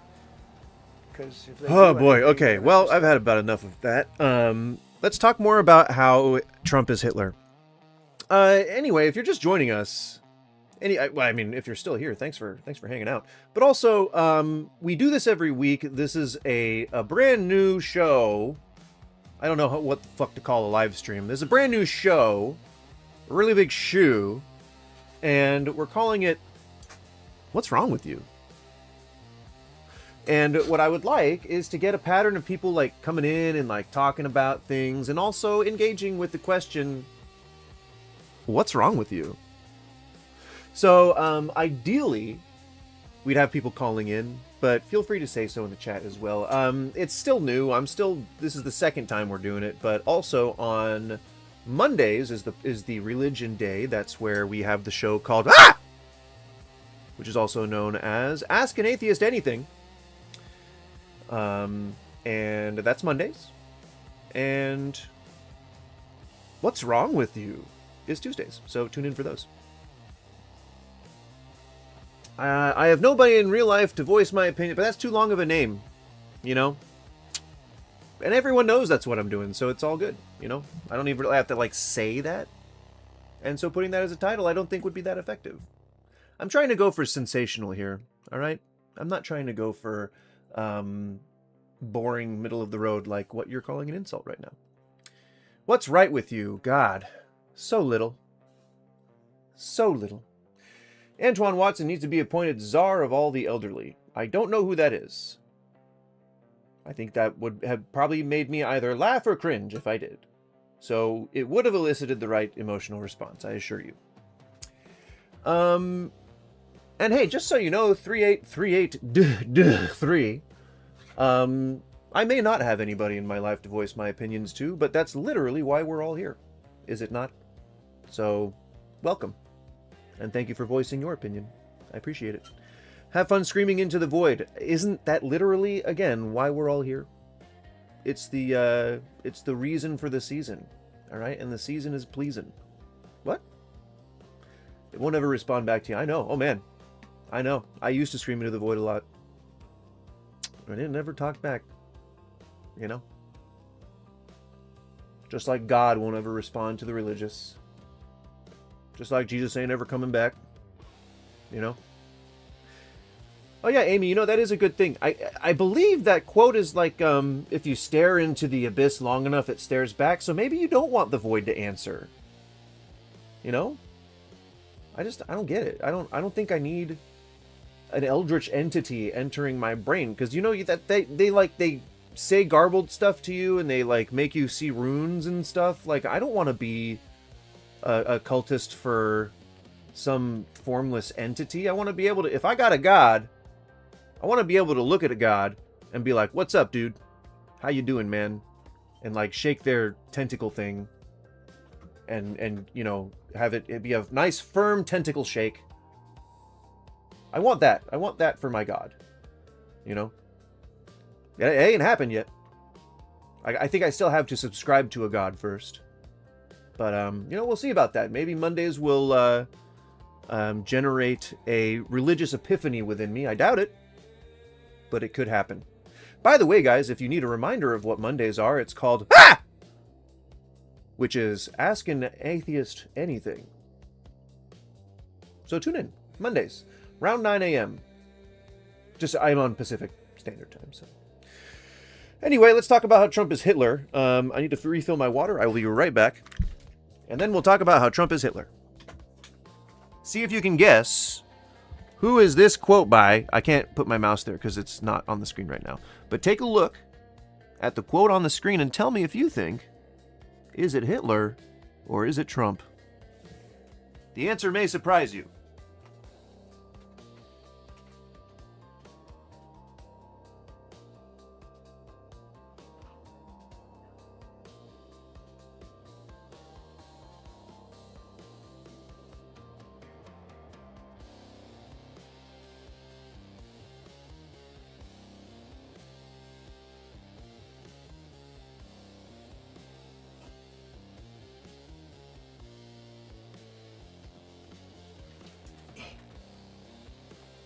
Hayabusa.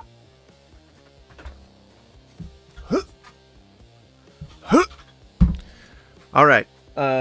Tomorrow we will be playing Enshrouded. I'm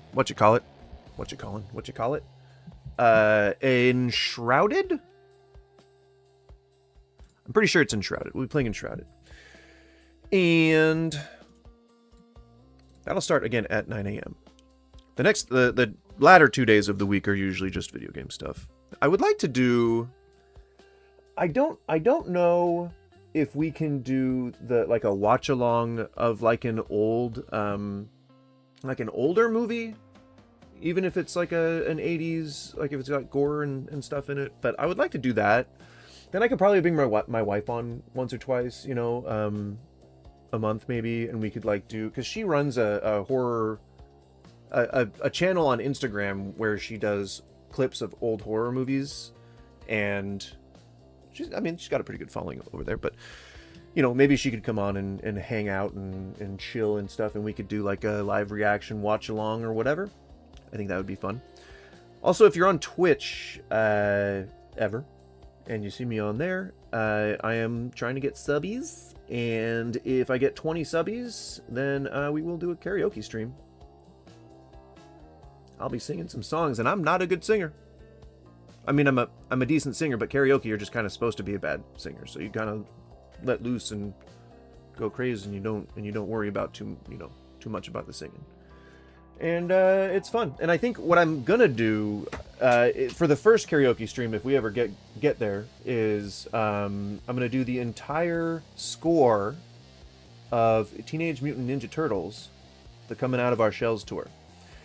I'm going to memorize everything I can of it. I will watch enough and maybe read a script or something to memorize it, because I am dedicated.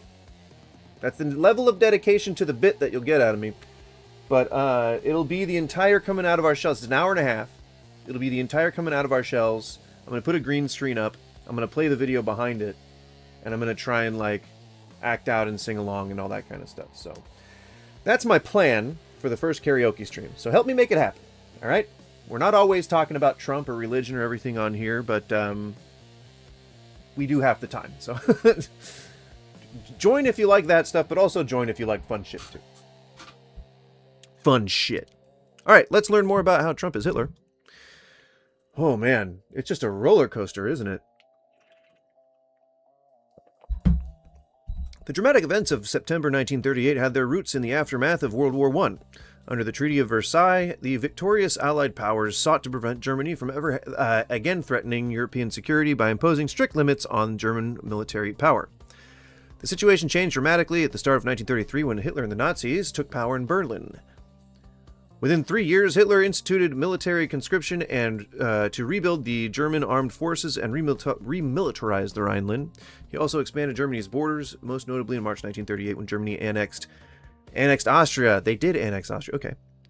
In a process known as the Anschluss. Anschluss?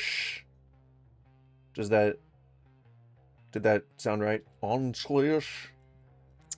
At each step, Great Britain and France grew more and more concerned about Hitler's increasingly... Oh man, Suzanne Collins is in the chat. If you know who Suzanne Collins is. Hitler's increasingly aggressive foreign policy, but took no concrete steps to halt Nazi expansion. Suzanne Collins is someone who was, I think, the tie-breaking vote in whether or not Trump would be kicked out of office or something. It was, I think, the second impeachment, maybe. It was the Jan 6 thing on whether he incited the riot. And she was, I think, the tie-breaking vote. And she was like, well, I think he learned his lesson.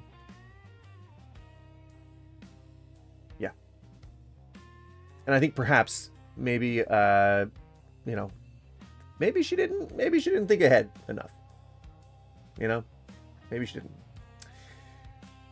I like, just to comment on what you said, Ghost Samurai, I'm a fan of all cultures, Latinos and Latinas included. So I'm actually 1/4 Latino myself.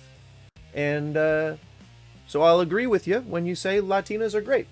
But I fold that into my acceptance of every culture. I don't want to bottle myself or back myself into a corner here.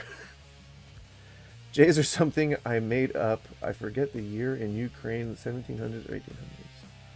What the fuck? Go Samurai. You okay? What's wrong with you? This is the perfect opportunity. What's wrong with you? You okay? You doing good? After Austria, Hitler took aim at Germany's neighbor to the east. Czechoslovakia was a young country created in the aftermath of World War I. It was a home to a range of ethnic groups, including more than 3 million Germans who were heavily concentrated in an area along the German border known as the Sudetenland. It was also a democracy with a significant military and good relations with Britain and France. Under these circumstances, the Czech government under President Edvard Beneš,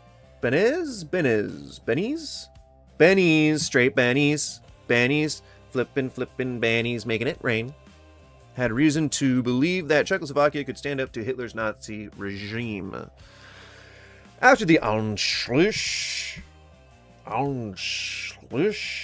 fun fact, host Latinos are unique. They are 300 years old, the youngest group of humans under father and son. It's their time to shine. Okay. Interesting. Do go on. say, as long as whatever you end up saying isn't going to get you banned, then then continue, I guess. I'd love to hear more about the secret of the Latino people, of Le Secreto de la Raza. I forgot La Raza for a second, but well, I think La Raza might be specific to Mexico. I learned much of my Spanish. I learned too late to use it effectively. Was called Mexican Spanish. So I don't even know what it means. How it's different. Definitely different from Cuban. I have tried to talk to a native Cuban person before, and it is difficult. In Spanish, I mean, not like just have a conversation. I didn't make up the J's. What the fuck are you talking about? Latinas are BBL.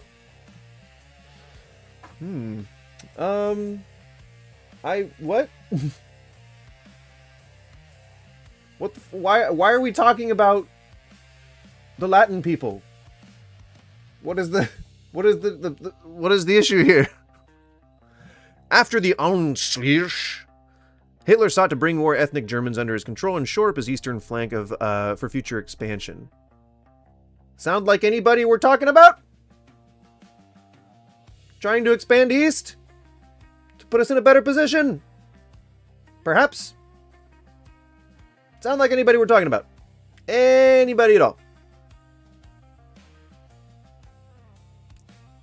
Because that sounds like Trump. In case that's not what we were all thinking. I'm just, saying the obvious. Just saying. He demanded that the Czech government cede the Sudetenland to Germany. This call touched off grave fears throughout Europe that another devastating war was around the corner.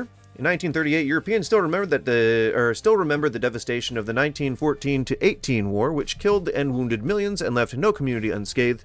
But British and French leaders also had another major concern. Neither country's military was ready to fight a full-scale war to defend Czechoslovakia in 1938. During a discussion of the ongoing diplomatic crisis in Czechoslovakia, members of the Neville Chamberlain cabinet rejected a more aggressive stance against Germany in favor of negotiations, arguing it would be a mistake to plunge into certain catastrophe in order to avoid a future danger that might never materialize. I think he's learned his lesson. Oh dear God. Okay. Why are you capitalizing every word? Could you... You actually have to hit the shift key in order to capitalize every word. Why?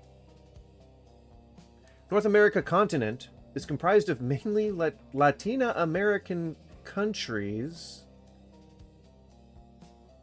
You don't have to put the A. I mean, you can say Latin American. Or Latin. They are the majority of the humans on the North American continent. They are family-oriented and will take the U.S.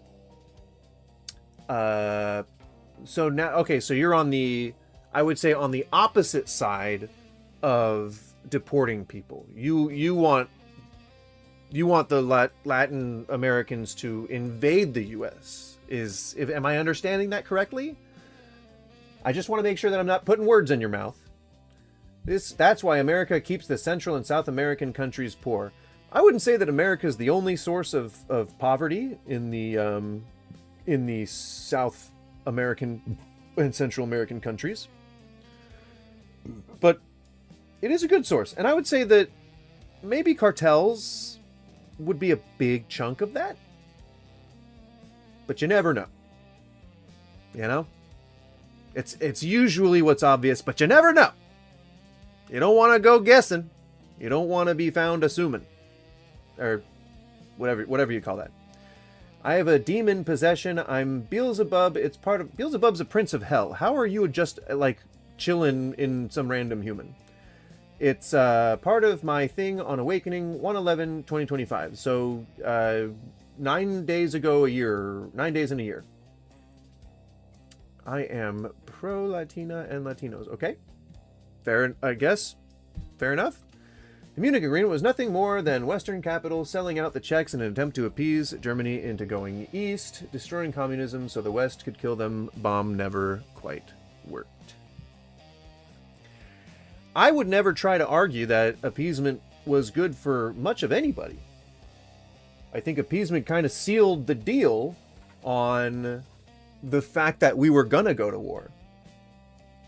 I mean, I don't know what would have solved the issue with taking the Sudetenland. I think that because I'm not a war expert, or I'm not like an expert on geopolitics when it comes to countries annexing each other.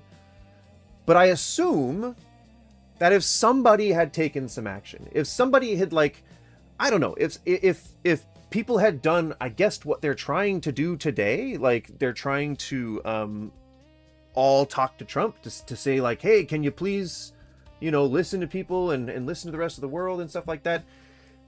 I don't know if that would have worked, because again, their parallels are paramount here. It's a narcissist who wants to see his name on every building with the power to expand. So he's gonna expand. I just feel like that's the direction I don't know why I keep going further and further into this kind of yokel hillbilly accent, but I kind of like it. It's kind of working for me. I guess I understand why preachers do this. Amen. Praise God. Hallelujah. Cartels exist because of America and the drug trade, again, directly a result of U.S. Without drugs, Latina American countries have relative peace, wouldn't you say? I don't know. I know that in terms of Mexico, America was responsible for, didn't they install at least one cartel leader? I don't remember. See, I don't know enough about the like how the cartels formed down there. I only remember what I saw in like documentaries and stuff, so it's gonna be scant. The details will be scant on my knowledge of Central and South Americas in terms of geopolitics. Somebody answer the fucking quote on the goddamn center of the screen, whether it's Trump or Hitler, so I can put a different goddamn quote up. There's quite a few of them that seem like they could be either guy. Is it now? Do you not want to guess because you're afraid that it's going to be Trump and you're going to think that it's Hitler? I understand the apprehension, but we got to play this game because it's a fun game and we're going to have fun, god damn it, whether I got to drag you kicking and screaming to Funville or not. That's right. All right, now let me tell you more about how Trump is Hitler. Just so you know that you are watching the brand new show, What's Wrong With You? Where you get to ask the question, or answer the question, what's wrong with you? If you ask one Latin person, they would say they want Latinx. If you ask another, they would say they don't care. If you ask another, they would say that that's stupid and nobody should be doing that. So I would just say stick to what people prefer, and not try to speak for an entire people. Unfortunately, it's just going to have to be a case-by-case basis. Chris Winston. I've done cocaine with cartel members in Mexico City. I'm 45 and had my human experience. Well, I would not say that I'm entirely surprised, Ghost Samurai. You sound like somebody who has done cocaine with cartel members in Mexico City and who has had a human experience. So I applaud the capitalizing of every word. No, every word. Yeah. Every word here. Is that a Beelzebub thing? Does he capitalize every word? That doesn't make them more important, Just so you know. And you know that you're allowed to say cocaine on the internet. You don't have to misspell it on purpose. Just saying. Just saying. Do what you want. I ain't gonna be telling you what to do. But do what you want. So yeah, I mean, it seems like giving up the piece of the Sudetenland led to giving up all of the Sudetenland, which seems kind of like bad policy, Kind of like a little bit of bad policy. Kind of like a bit of bad policy. You look at a policy and you say, is that policy good? And then you talk to your friends and they say, I don't know if that policy is any good. And then you talk to people who are experts on those policies and say, I don't think those policies are good. Then maybe you might have a bad policy there. Maybe you might have a bad one. Maybe it might not be as good. Little bit of riggedy, just a dash of ziggity, and a helping handful of bliggity to finish with some biggity-doo. Indeed, good sir. Indeed. I salute such a confident statement.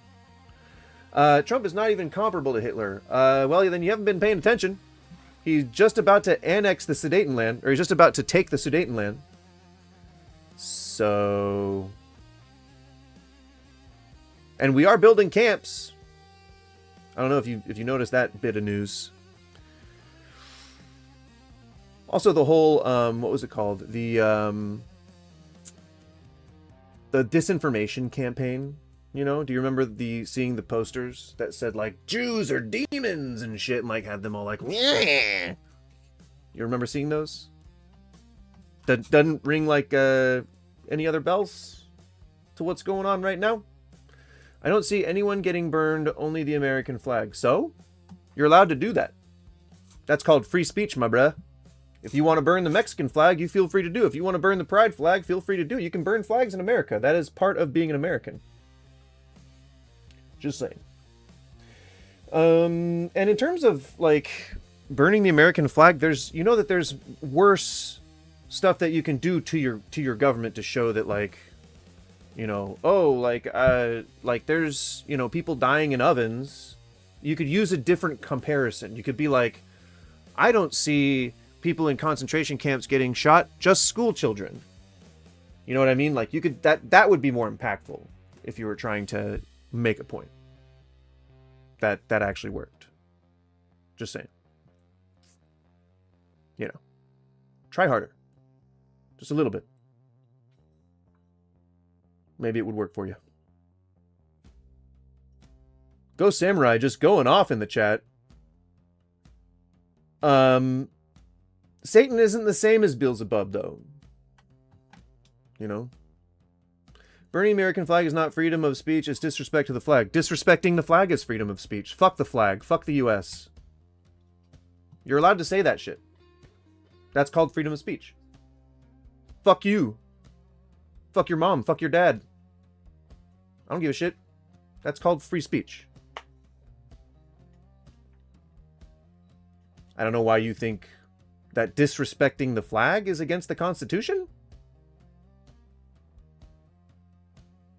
When do you think the Pledge of Allegiance came out? Like, when do you think they started doing that? Then get to out of here. I mean, I live here too, which means you just got to deal with me. Sorry. You have to accept that I live here. You have to accept that I'm part of your society. And that's freedom. We don't haters like that in this country. You're right. We don't haters like that. We don't haters like that at all. You're right. Well, I'm sorry to tell you, but this is my country too. You get the fuck out.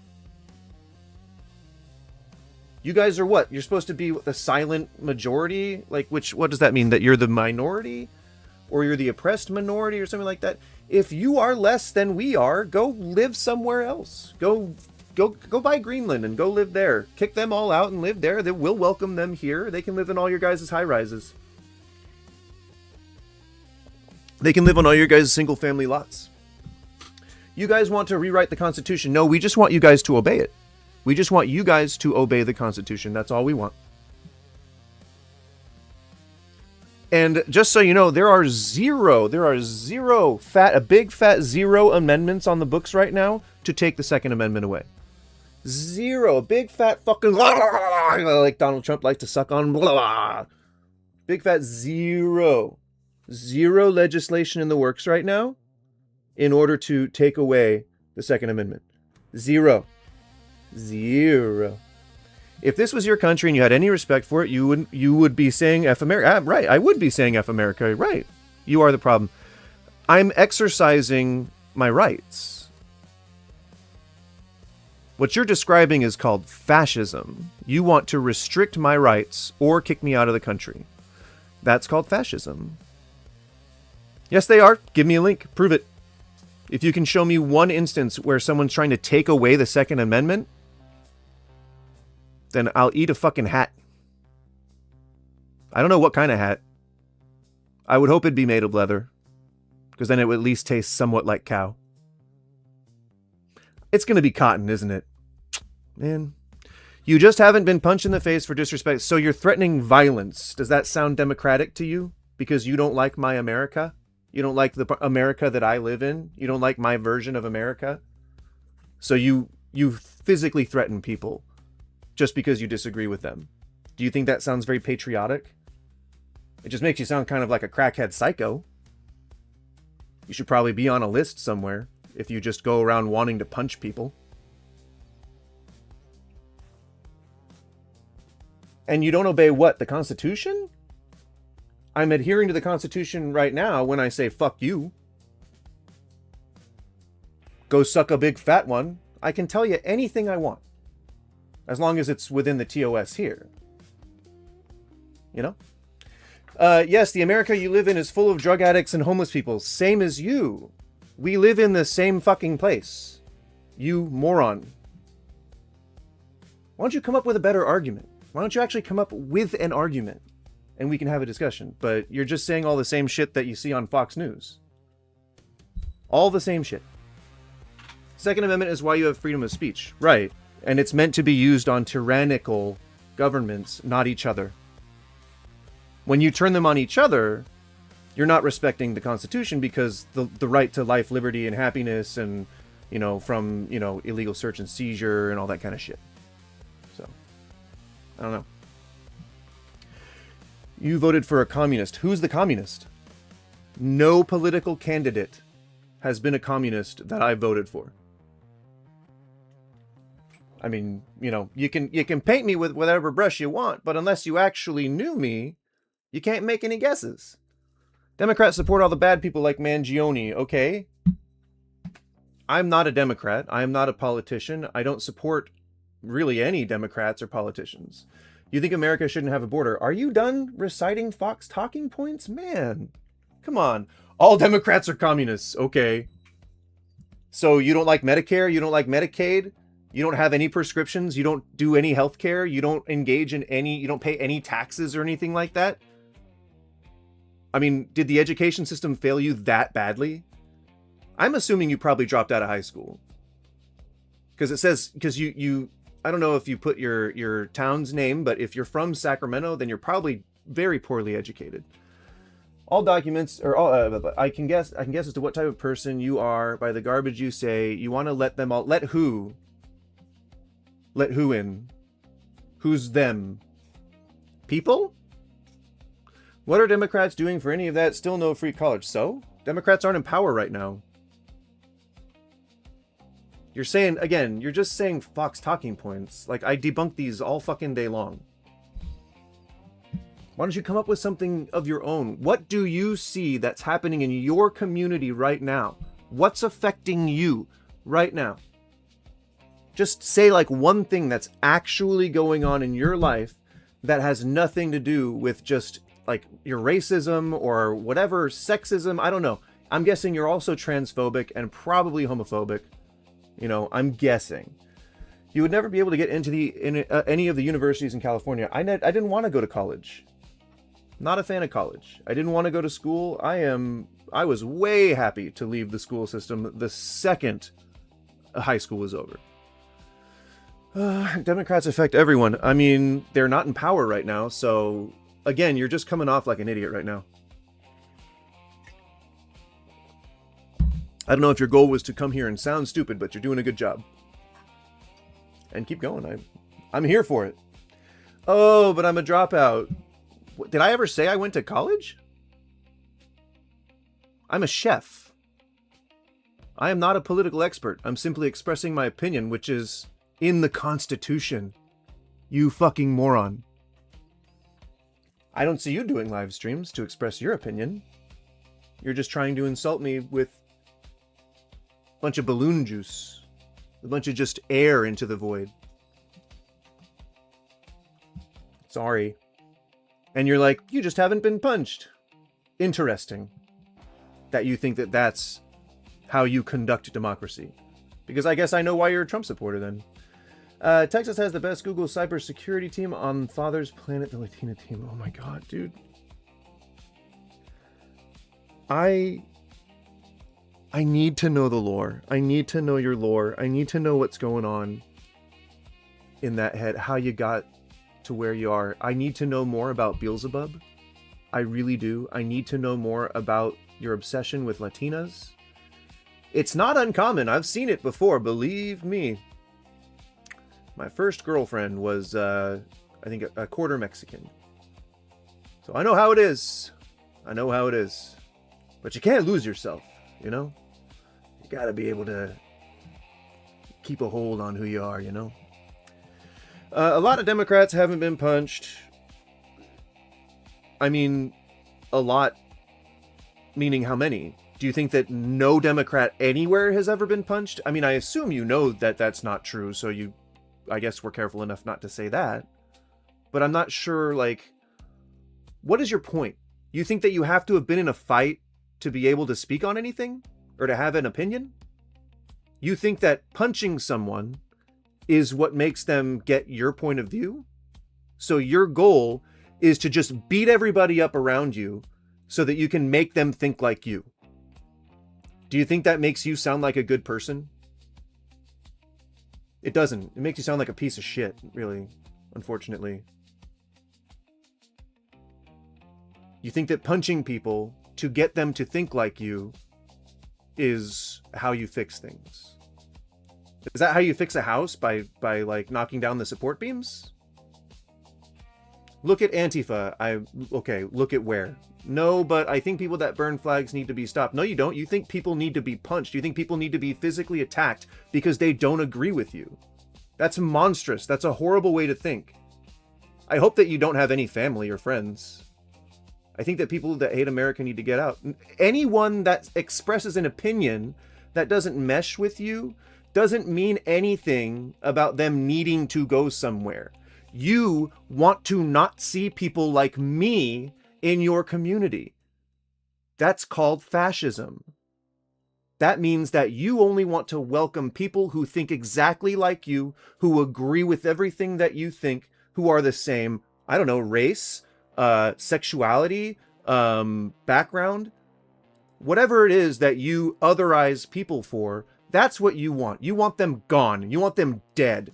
And you didn't say, oh, hey, we can have a lovely discussion about what you dislike about America, or I'd like to know where you're coming from. You said you haven't been punched in the face yet. You threatened physical violence because someone doesn't agree with you. And the only thing in the Constitution that I was agreeing with was the First Amendment, the Second Amendment, Third, Fourth, all of them. Blah, blah, blah, you represent garbage. I represent America because America is diversity of thought. America is welcoming with open arms. All you're cold, you're tired, you're hungry. You're ignoring all of history. You're ignoring all of our established documentation, and you're ignoring all of everything that made us good. Because you don't like what?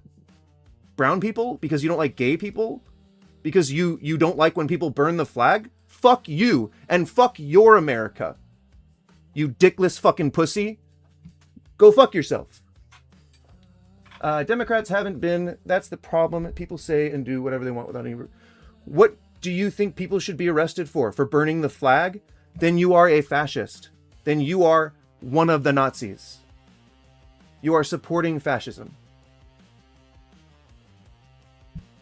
You think Hitler is you think Trump is Hitler? Give me a break, dude. I'm comparing him right now. If you paid 1 ounce of attention, you would have seen that. I would absolutely talk. I'm from Sacramento, you piece of shit. I probably know people you know. I would absolutely talk like this to you in your face. Go fuck yourself, you dickless pussy. You are a Nazi. You're preaching for the Nazis. So I would say that you're either Nazi or Nazi adjacent. Just saying. Incel. I'm married near 20 years now. You probably had a little trouble with that. Because you can't live stream, because you can't put your face on there. Because you're projecting. and you just want to feel big. That's all it is. I'm sorry, man. I'm sorry you feel that way. I'm sorry you've been so hurt. Maybe you're afraid to, like, come out of the closet. Maybe you're afraid to admit that maybe you're trans, or that, like, you know, I don't know, that you have, like, some mental deficiency or something, and you just never, like, confronted it. But I'd get on that. I would. I'd get on that if I were you. It's important. Mental health is important. Maintaining that shit's important.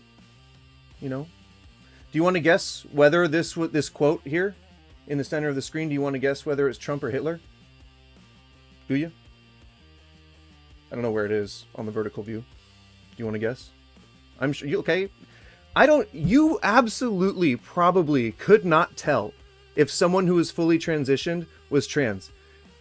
I bet you anything. Oh, is that what it was? Maybe you thought that a trans girl was hot and you were like, yeah, I'd totally plow that. Yeah, absolutely. And then you see, like, the pride flag and you're like, you're like in the shower, like Ace Ventura, and you're like crying in the corner of the shower. I can't believe I got a boner. Well, I think maybe we know what you're sour about now. You're not married. You can't get a girl to fudge you. Aw. I'm sorry. It'll get better. Some people, you know, they meet who they're meant to be with later on in life, and maybe that'll happen for you. You know? Maybe. I don't know. Probably not.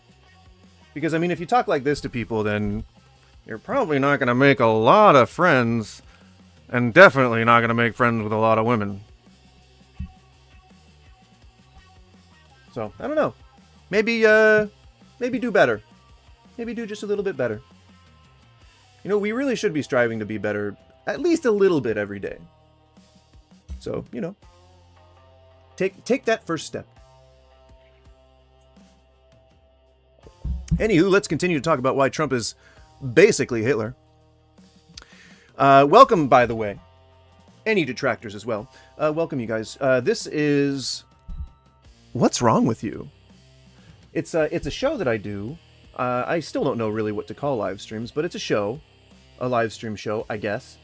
And we do it every Tuesday. On Tuesday is when we talk about political stuff. Mondays are when we talk about religious stuff, so... tune in for the Monday show, which is called... also known as Ask an Atheist Anything. And tomorrow and the next day we'll be just playing Enshrouded, pretty much. I got a little house started. Got a little bit of a strip mine operation going on. Although every time I exit the game and then come back, my mine is gone. So it has to be kind of a per session thing, I think. I think they didn't want people to just have, like, holes all over their map. So, it makes sense. It was a little jarring the first time that I experienced it, but you know what? We'll go into it, and we'll have fun, and we'll, I guess, make a house into a home. What? Anywho. Where did we leave off here? Mistake to plunge into blah, blah, blah. Chamberlain and other British officials were particularly concerned about the German Air Force, which they believed would devastate vulnerable British cities and military bases. Okay, here we get to the Munich Agreement, and this is kind of when... I guess shit was already off the rails, but this is kind of when things start to go even more off the rails. Driven by a strong desire to preserve peace and stability, Chamberlain led the intense diplomatic efforts to try and satisfy German demands and to prevent the Czech crisis from deteriorating into armed conflict. By the end of September, Chamberlain had already met with Hitler twice, but despite these talks, the outlook was grim. Facing growing unrest in the Sudetenland and German forces massing onto the Czech border, Chamberlain appealed to Hitler's close ally, Italian director Benito Mussolini, to act as an intermediary for yet another summit with Hitler. To Chamberlain's relief, Hitler agreed and invited Chamberlain, Mussolini, and the French Prime Minister Daladier to new talks in Munich on September 29th. So we're still... these MAGA church-going scumbags need to ask Don Lemon who they can invite to their church. I don't know if I got the reference. Is Don Lemon the guy that interviewed Elon Musk when he got kicked off of the news channel? Program?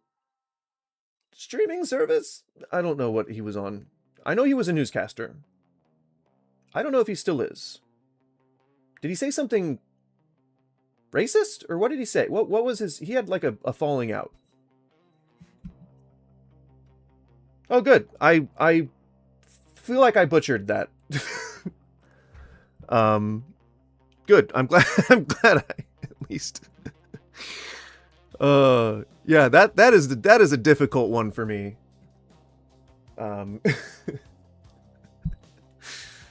Whew, good to know. Welcome, by the way. Although these talks concerned the future of Czechoslovakia, no Czech representative was present.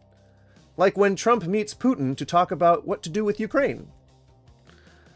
Didn't they also talk about Czechoslovakia? Didn't Putin want Czechoslovakia? I think there was some shit going on like that. I don't remember. I think I read something like that in the news, but I don't know enough to speak on it. When Chamberlain went to Munich, he had already accepted Hitler's demand for the Sudetenland. The discussion between Hitler and the leaders of Great Britain and France centered on how Germany would absorb the Sudetenland and when it would happen, not if it would happen. Like, do you think when Trump talks to Putin, is he saying, I don't think that you should get any of Ukraine, and Putin saying, oh well, I want it, and so then they come to hard blows, and then they come to a really dangerous, rough, tense agreement? I don't think that's how it went. I think how it went was, Putin says, I get this percentage of this land, and maybe I'll consider not warring anymore. And then you just have to deal with whatever the fallout is over that. Very shitty. Unwilling to stand up to Hitler and risk unleashing a German invasion of Czechoslovakia that would erupt into a larger war, Chamberlain and Daladier signed the infamous Munich Agreement early on the morning of September 30th.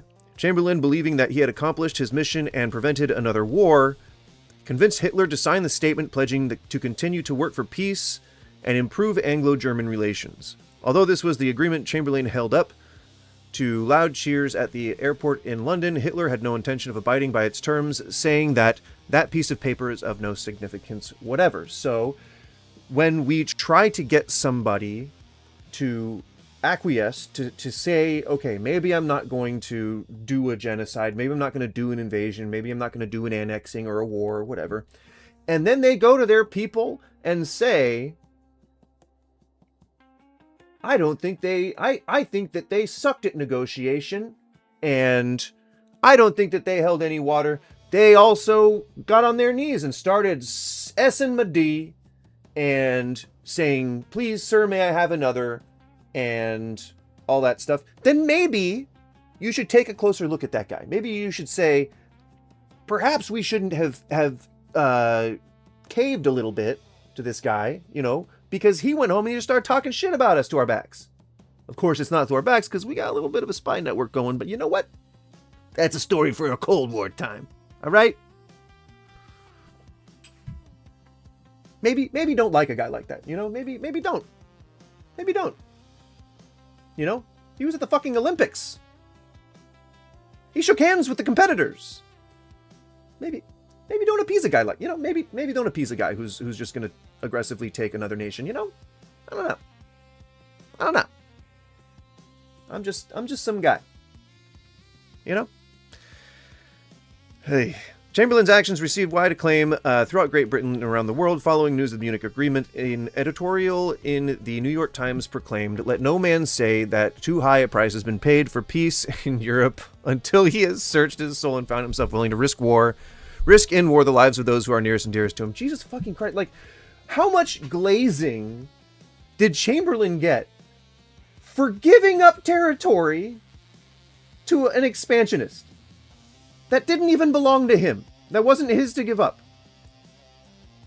Jesus.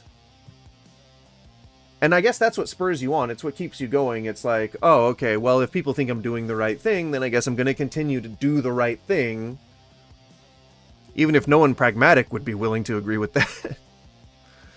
But not everyone celebrated the Munich Agreement. One of its fiercest critics was future Prime Minister Winston Churchill, who loudly denounced Chamberlain's deal with Hitler in a speech in the House of Commons. Less than a week after Chamberlain returned from Munich, Churchill called the agreement a total and unmitigated defeat and warned his audience that there can never be friendship between British democracy and the Nazi power, that power which spurns Christian ethics, which cheers its onward course by a barbarous paganism. The religious overtones are hilarious. The Nazis were Christian, by the way, just so you know, or at least Hitler claimed to be Christian. Which vaunts the spirit of aggression and conquest, which derives strength... Aggression and conquest? Anyone see maybe Trump in those descriptors there? Which derives strength and perverted pleasure from persecution. Anything Trump-like? And uses, as we have seen, with pitiless brutality, the threat of murderous force. Like Trump, maybe? Stop! Don't bark at the people outside. That power cannot ever be trusted friend, or ever be the trusted friend of the British democracy. Despite Chamberlain's noble intentions, it was Churchill who was proven right in the coming months. And it will be Trump's detractors who are proven right in the months after he does whatever bullshit he's gonna do. And I don't want it to get like that, you know? That would suck. It would be a failure of democracy, you know? Gosh darn it. In 1940, with British and Allied forces freshly evacuated, USA wants Greenland because the shortest path for ballistic missiles is over the poles. Seems reasonable. Why do we have to expand, though? We don't need to own it. We cooperate with them. They are an ally. Did you see the evil racist 95-year-old oppressor pushing a walker that terrorized the great noble pink-haired 25-year-old progressive? It was so bad a GoFundMe was set up for pink hair. Interesting? Thank you. Not really sure what the point of that was, but okay.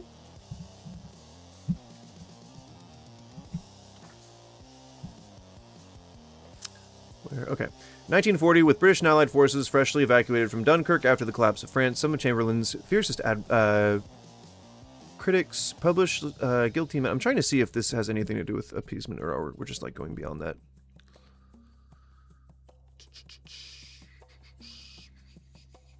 Was resigned and died 6 months later. Jesus Christ. Let's see if there are some... Nope, that's it. Okay, cool. The term appeasement has had a long life since the end of World War II, especially in American foreign policy rhetoric. In 1976, for instance, then Secretary of State Henry Kissinger wrote that, for a generation after World War II, statesmen and nations were traumatized by the experience of Munich. They believed that history had shown the folly of permitting an adversary to gain a preponderance of power. This was and remains a crucial lesson. More recently, historians Friedrich Logewall and Kenneth Osgood observed that Munich and appeasement have been among the dirtiest words in American politics, synonymous with naivete and weakness, and signifying a craven willingness to barter away the nation's vital interests for empty promises. Right? Seems perhaps appropriate to the time? Maybe. With the failure of the Munich Agreement and the outbreak of World War II, appeasement evolved permanently from a positive negotiating tactic into an unforgivable diplomatic sin. And lest we repeat our mistakes, I do not want to pay anything. And so it won't let me see that article. That's fine. That's fine. So, we're getting close to the end of the stream. I don't know if I want to go into the Wikipedia article too deep. And I think this was also not a short article either. Yeah. Let's concentrate on this one, I guess. The human read audio version?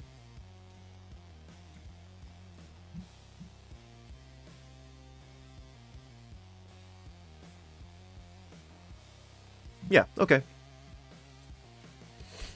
On January 30th, 1933, Adolf Hitler was appointed Chancellor of Germany by German President Paul von Hindenburg. Hitler was the leader of the Nazi Party. The full name of the Nazi Party was the National Socialist German Workers' Party. Its members were often called Nazis. The Nazis were radically right-wing, anti-Semitic, anti-communist, and anti-democratic. Now, I'll repeat again. The Nazis were radically right-wing, anti-Semitic, anti-communist, and anti-democratic. Just saying. Just wanted to make sure that was there for posterity.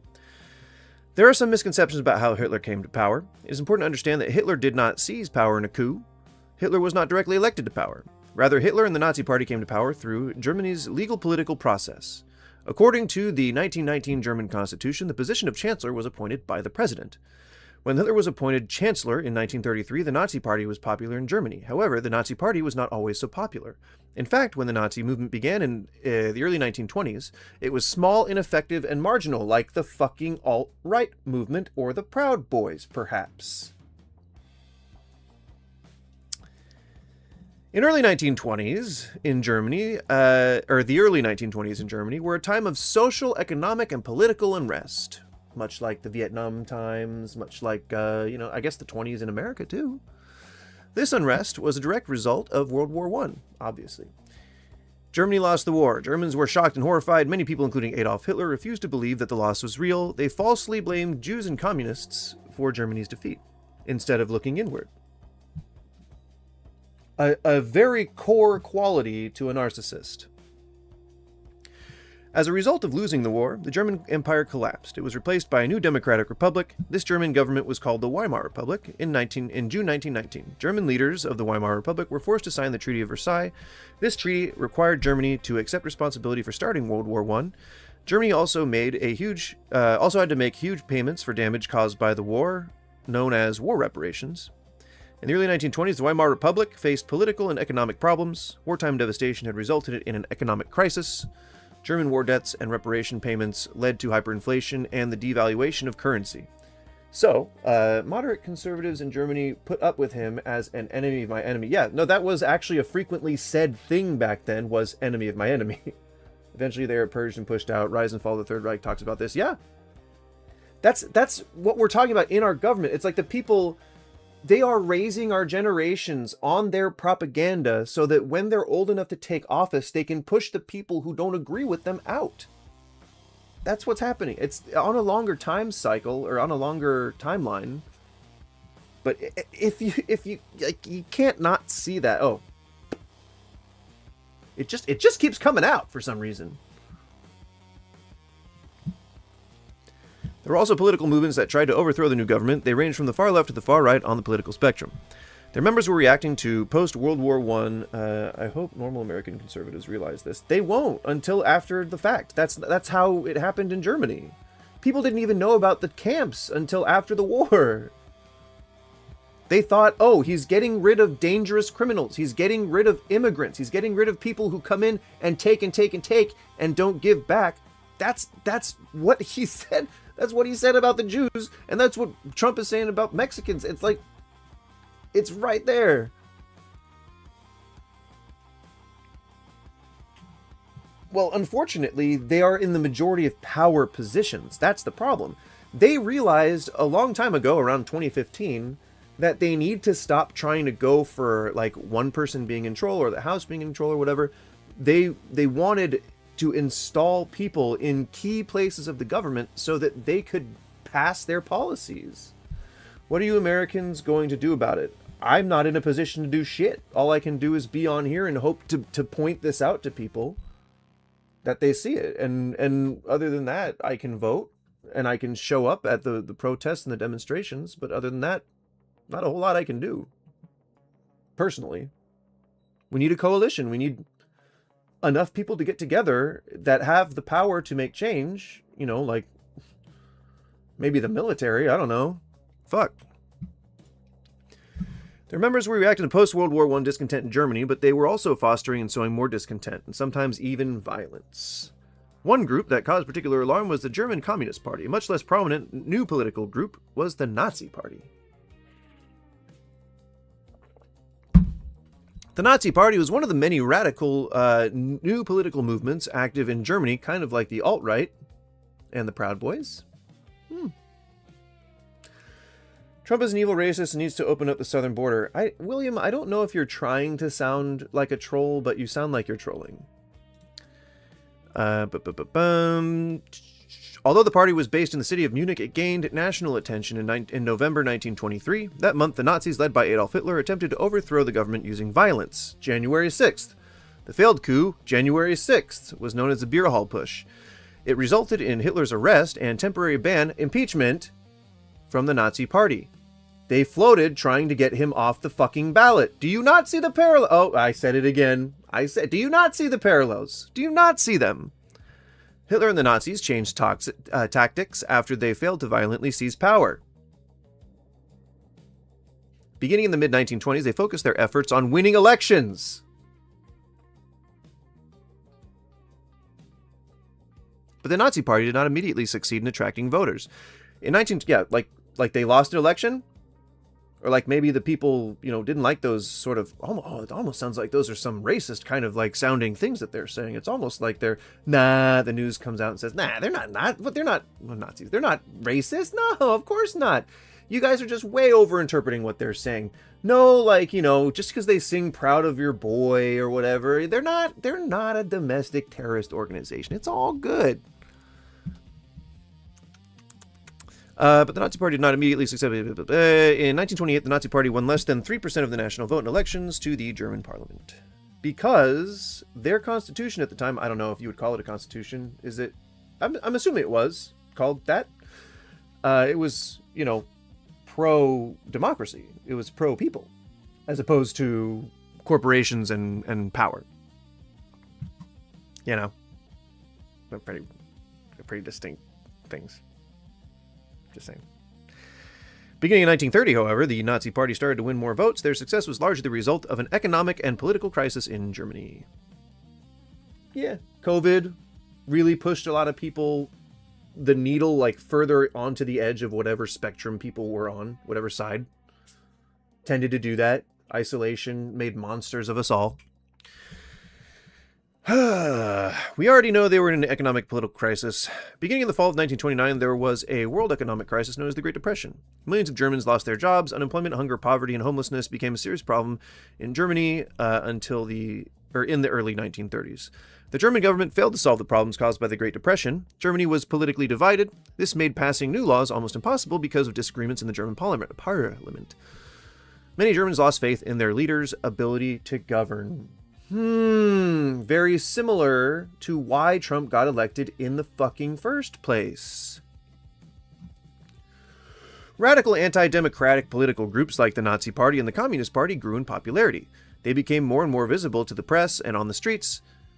These groups took advantage of the economic and political chaos and used propaganda to attract Germans who were fed up with the political stalemate. So, trying to, point taken, there are a lot of similarities, as we have been telling you for a long time. Now, what have you learned? Americans are looking away and saying, we can't do anything about it, which sounds also very similar.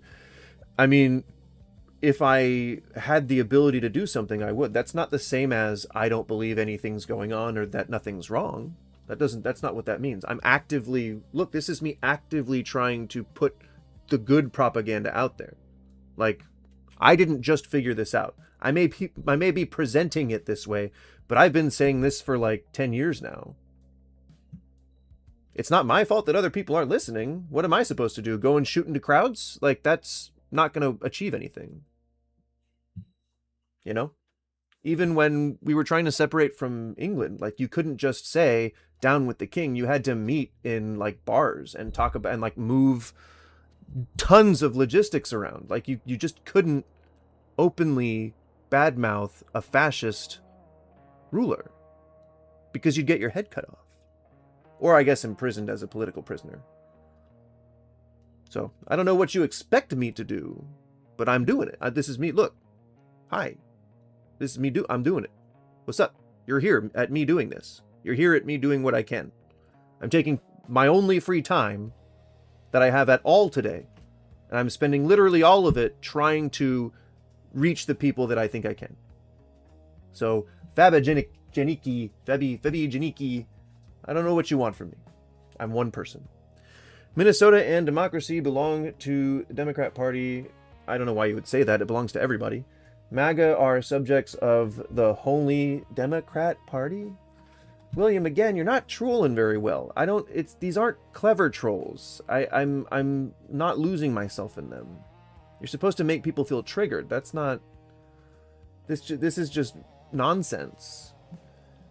Although, where did, Ghost Samurai go? Ghost Samurai, are you still here? Did you pass out? I missed your capitalization of every word. In the early 1930s, the Nazis campaigned on national, state, and local elections in Germany. Their major breakthrough came in September 1930 when they won 18% of the vote in national parliamentary elections. They also did well in state and local elections that year. This shocked some Germans. Almost like people didn't think they were ever going to get votes. Especially those who recognized that the Nazis were an extremist fringe political movement. Again, definitely some parallels. During election campaigns, Adolf Hitler and the Nazis won followers by playing on people's hopes. The Nazis promised to fix the economy and put people back to work, return Germany to the status of a great European and even world power, regain territory Germany had lost in World War I. I mean, I guess you could say that maybe we're like... I don't know if Trump has ever accused anyone of taking territory from us. But maybe that's really the only point that I'd be willing to concede. Just create a strong, authoritarian German government. America first? Anybody? But the Nazis also played on people's fear and prejudices. They falsely claimed that Jews and communists were to blame for all of Germany's problems. Any matches to some current initiatives coming up at all? The Nazis promised to unite Germans along racial and ethnic lines. The Nazis planned to exclude Jews and others from German society. Still, I mean, we're still in the beginning and it's pretty damning. One could cringe from the intensity at which these accusations lie. Adolf Hitler came to power through Germany's legal political process. The Nazis continued to win over voters in the early 1930s. In July 1932 parliamentary elections, the Nazis won 37% of the vote. This was more votes than any other party received. In November 1932, the Nazis' share of the vote fell to 33%. However, this was still more votes than any other party won. It's not America first, it's Democrats first. I mean, you're still not making much sense. Or you're still not making a very good point. At least not one that's worth engaging even as a troll. Or even, like, engaging with the troll. You gotta, like, people have to not know that you're joking. You have to sound serious. I know you can do it. I have faith in you. The Nazi Party's electoral successes made it difficult to govern Germany. Hitler and the Nazis refused to work with other political parties.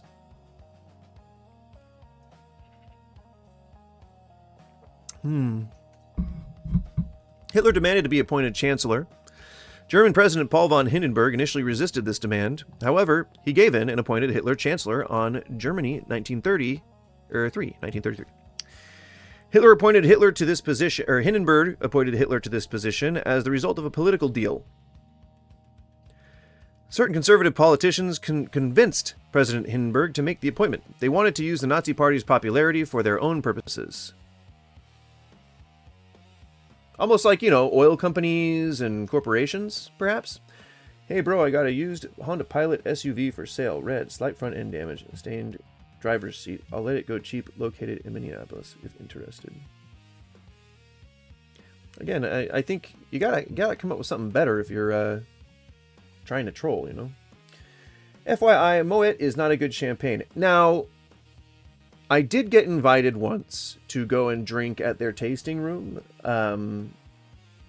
Like I wouldn't have to pay for any of the stuff that I drink, and so I kind of feel obligated to say that Moet is good champagne just because they gave me a bunch of free champagne once upon a time, probably 10, 12 years ago at this point. It wasn't the best. It wasn't the best champagne. I'd say like you know, you'd have to start at Vuv Clico, I think, if you wanted to. I don't know. Just a White Boy comes in with Hassan Wannabe. I've actually been doing this longer than Hassan. I think some of my oldest videos on here are before he started streaming on Twitch. So, I mean, it was a low-grade troll, but you did read it.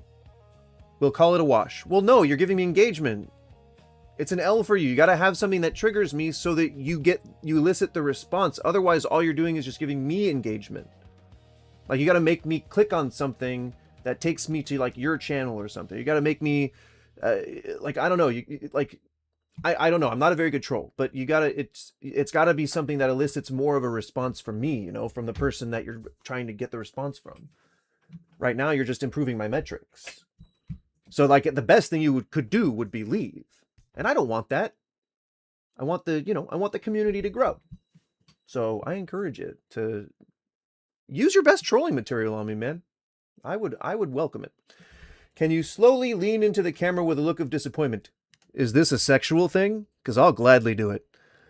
Oh, I'm not looking to trigger you. Oh, why not? That's literally why we're here. The show is called... Wait, I don't even think I titled that for the stream. That would be a fundamental problem on my part. The whole issue of the show, the whole goal here is to say, what's wrong with you? And so you can even say what you think is wrong with me, you know, that's fine too. But that's what the whole thing is for. It's supposed to be for getting a back and forth started, you know? You don't have to if you don't want to, but, you know. Another clueless liberal queef. Yes, indeed. I am indeed a vaginal fart. No, I just think you have a face that would be funny on... Oh, a look of disappointment. Oh, I mean, my default look is kind of disappointment. Look, that looks like disappointment. Like I have resting disappointment face. If you've been doing it longer than Hassan, but your numbers are such ass in comparison, you need the engagement. You're right, I do. I'll help. I mean, I agree. My numbers are ass. But I also don't try really that hard. You notice that my stuff isn't really produced. I just kind of have text on the screen and stuff. He's been a rich kid for his entire life, and he didn't have to like go to school or college or anything. He just kind of, I mean, he chose whatever classes he went to, but he didn't have to really do anything. He just kind of got whatever money he needed to do whatever he wanted to do, and I have to work for a living. So there's a big difference between us. This is a serious question. Top new anime out, more shonen style. I don't know animes. What does shonen mean? What does shonen style mean? Is that like, I know that there are differences. Like, I know that there are like, there's one that looks like a more modern style of animation, and there's one that looks like a more retro style. But I don't know the, you know, the specifics. But you're gonna rich kid him. I mean, yeah, people who have better resources tend to be able to afford things and have more free time for stuff. I don't know why you think you would give me homework. It's me who's educating you. Yeah. All right, so we left off at one political party refusing to work with others. Just saying.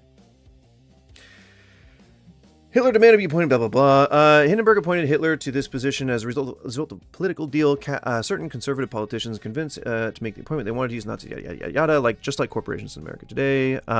They mistakenly believed that they could control Hitler. Watch Samurai Champloo. Yeah, okay, so Samurai Champloo, I think, is one I've seen on Adult Swim, right? They used to come out like late at night, I'm pretty sure. And then a Cowboy Bebop, I think that was on Adult Swim as well, right? I've seen them, but I don't think that I've seen like their full catalog, I guess you would call that, of episodes. That's a bitch ass excuse. I mean, I don't know. I mean, I would say probably an excuse, but it is also a reason. So reasons can be excuses, and they can also be mutually exclusive sometimes. So, you know, since I was 14, I've been working up to 2 full-time jobs and like a part-time job. It's a little difficult to be making content and doing that at the same time. I have a little bit more free time now, which is why I'm online a lot more. But back then it was difficult. And I don't get numbers because I don't know how to do that. I don't know, like, I'm really not, I'm not technologically, like, I don't know if I look it, but I'm fucking 40. Like, I don't know a lot of how this works. So I'm just figuring out as I go. So, you know, I didn't have a light for the longest time. I didn't even have a webcam for the longest time. It was just me using my voice. Imagine how fucking boring that would have been. At least you don't get to see me triggered when you trigger me, you know? Like, that is a fundamental failing in a live stream. You lack key cultural knowledge by not having seen those shows and you're robbing yourself. I agree. So, okay. Just some insight into, you know, when I was growing up, going through high school and stuff. I went to an arts high school, and it was really, the academic part of it was really good. They had a very solid core of like English teachers and history teachers, some of the best in the state. But they didn't focus on that.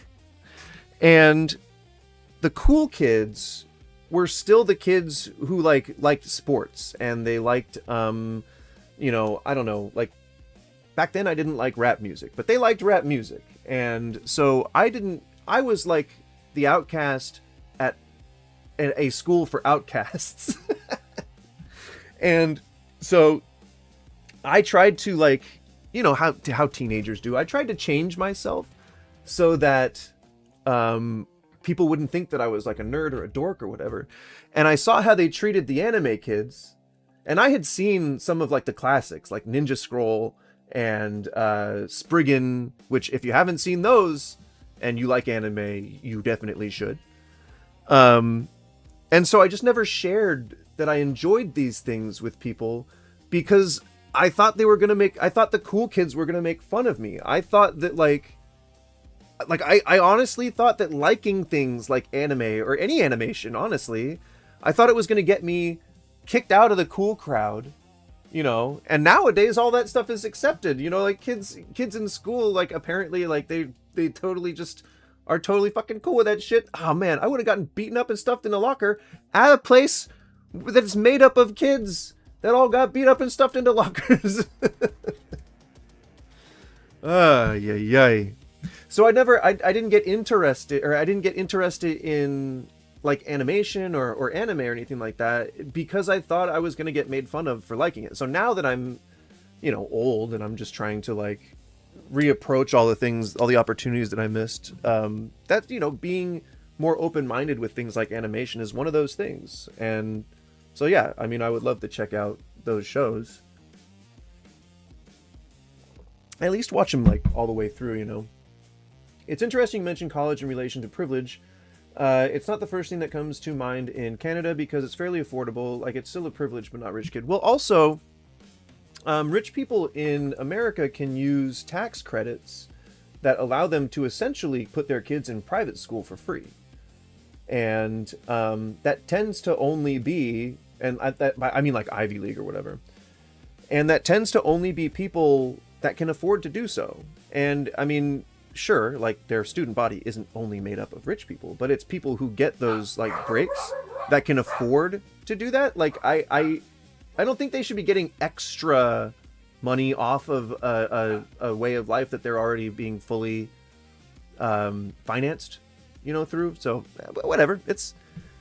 I'm not one of those people that is totally against capitalism. Like, I've owned businesses, and I think that you can use parts of capitalism to make things better for other people. But I'm not a strict anti-capitalist. I think that there should be some amount of profit that we can use to enrich our lives. But I also believe that, you know, if you want to call me a radical leftist, then my adherence to that would be the two things that I'm about to say, which was a very long lead up for no reason. I think people should have, like, there should be a universal income. Everyone should have a roof over their head, and everyone should be entitled to free medical care. Like, I just believe those as default things for human beings. But yeah, like, we should be able to, like, if we have those things, then we should be able to have, like, job positions, not necessarily that we need to work, but we should have job positions that let us buy fancier phones, or let us buy better air conditioning, or let us buy, you know, upgrades to our current standard of living, which should be of a very basic. We should always have a roof over our heads. We should always have enough money to eat. We should always have enough resources to live. Period. Blah, blah, blah. In 1933, Hitler did not immediately become a dictator. When he became chancellor, Germany's democratic constitution was still in effect, which was a filthy liberal constitution, and it looked crazy similar to ours. Pretty good still. It's more than 4 years off work. That makes it harder, but student loans are very easy to get and are government controlled. Not anymore, man.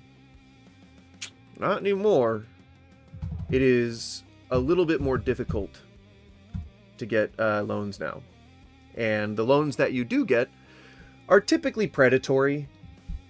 You shouldn't be slapping children.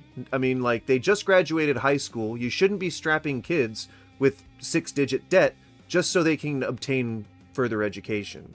That's, I guess, maybe my whole point. They should be able to attend that education for free. Straight up free. Oh, in Canada, yes. I don't know what the policies are like in Canada, so I can't speak to that.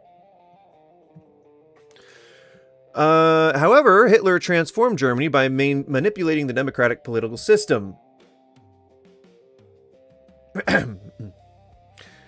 Hitler and other Nazi leaders used existing laws to destroy German democracy and create a dictatorship. Should blacks, Hispanics, Puerto Ricans, LGBT all get reparations? Why do you think Hispanics, Puerto Ricans, and LGBT should? We didn't enslave them. We actively enslaved the blacks. So, maybe that's why people talk about reparations for African Americans. Even then, I don't know that I support or don't support. I would wait for that to be a policy that I'd vote on. Just like you're supposed to. A doctor transplanted cancer into Puerto Ricans. So, I mean, was that something someone did? Like, what the fuck? Like, are people just being implanted with teratomas in Puerto Rico? Well, that's a tumor, right? That's not cancer. Is a tumor cancer, or is a cancer tumor? Or does cancer form tumors? I don't know enough about cancer, I guess. In August 1934, President Hindenburg died. Hitler proclaimed himself Führer of Germany. From that point forward, Hitler was the dictator of Germany. You know, almost like promising that you won't have to have elections again. Almost like, you know, people who support Trump are actively saying Trump 2028. You know, maybe something like that might be sort of the introduction of a very dangerous precedent. You know, mayhaps. Maybe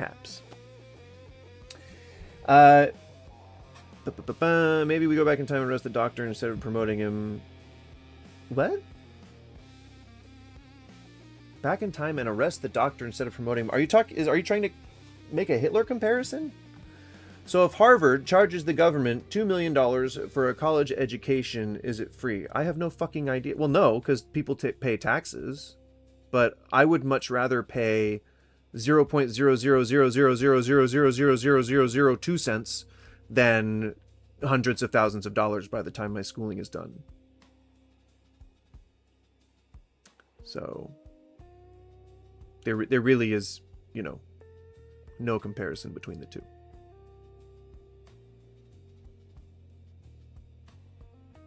$4,000 a semester, woo! That's still pretty steep. Semesters are 8 weeks? How long is a semester?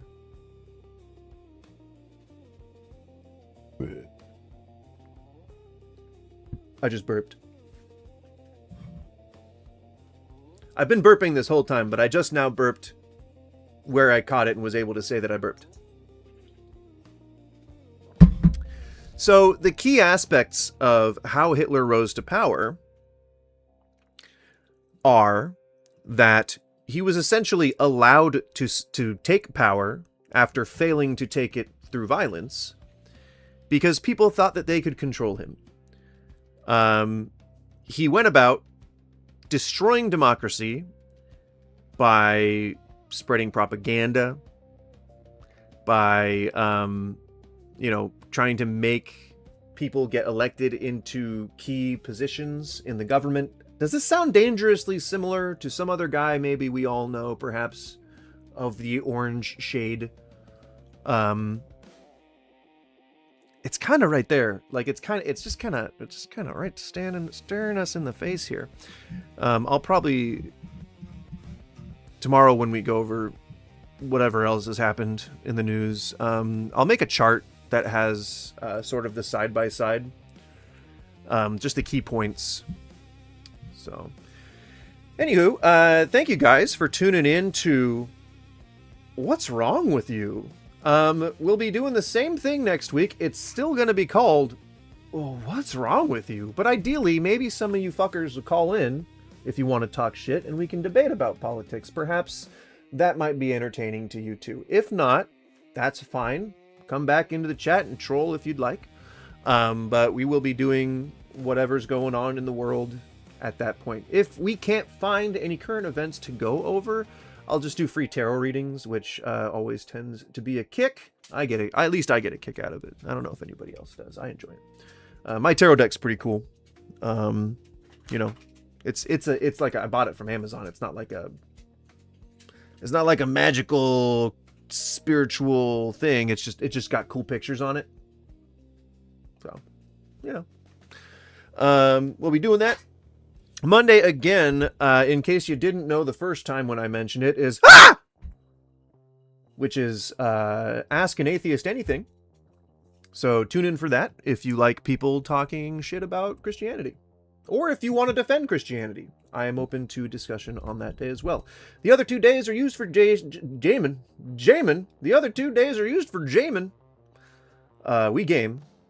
And tomorrow I'll be playing Enshrouded. And the day after that I'll be playing Enshrouded. And then next Wednesday I'll be playing Enshrouded. And then next Thursday I'll be playing Enshrouded. So hope you're looking forward to that.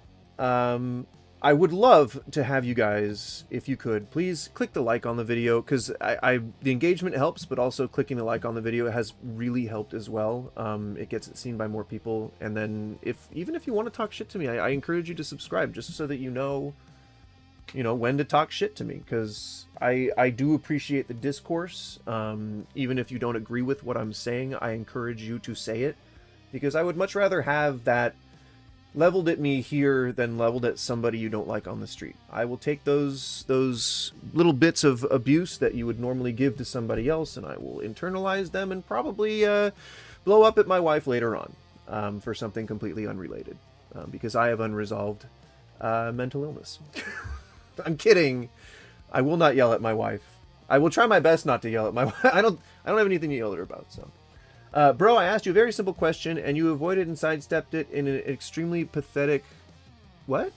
I didn't. I answered your question. Should blacks, Hispanics, Puerto Ricans, LGBT get reparations? We didn't enslave anyone other than the blacks. We enslaved black Americans, and that was a dark time in history that I think a lot of people can agree needs to be rectified. That's literally the answer to your question. So... hit that like button. And if you want me to answer it more in depth, I guess we can talk about it next Tuesday. Or if you want to talk to me about it while I'm gaming tomorrow, then feel free. I won't go too in depth because I would like to just concentrate on video games, but I will talk about it tomorrow if you'd like. But I did answer your question twice now. Twice. So have a good one, guys. Thank you so much. And enjoy the rest of your day. And I guess the night, enjoy the night too. We are the night, so enjoy the night. And then the early morning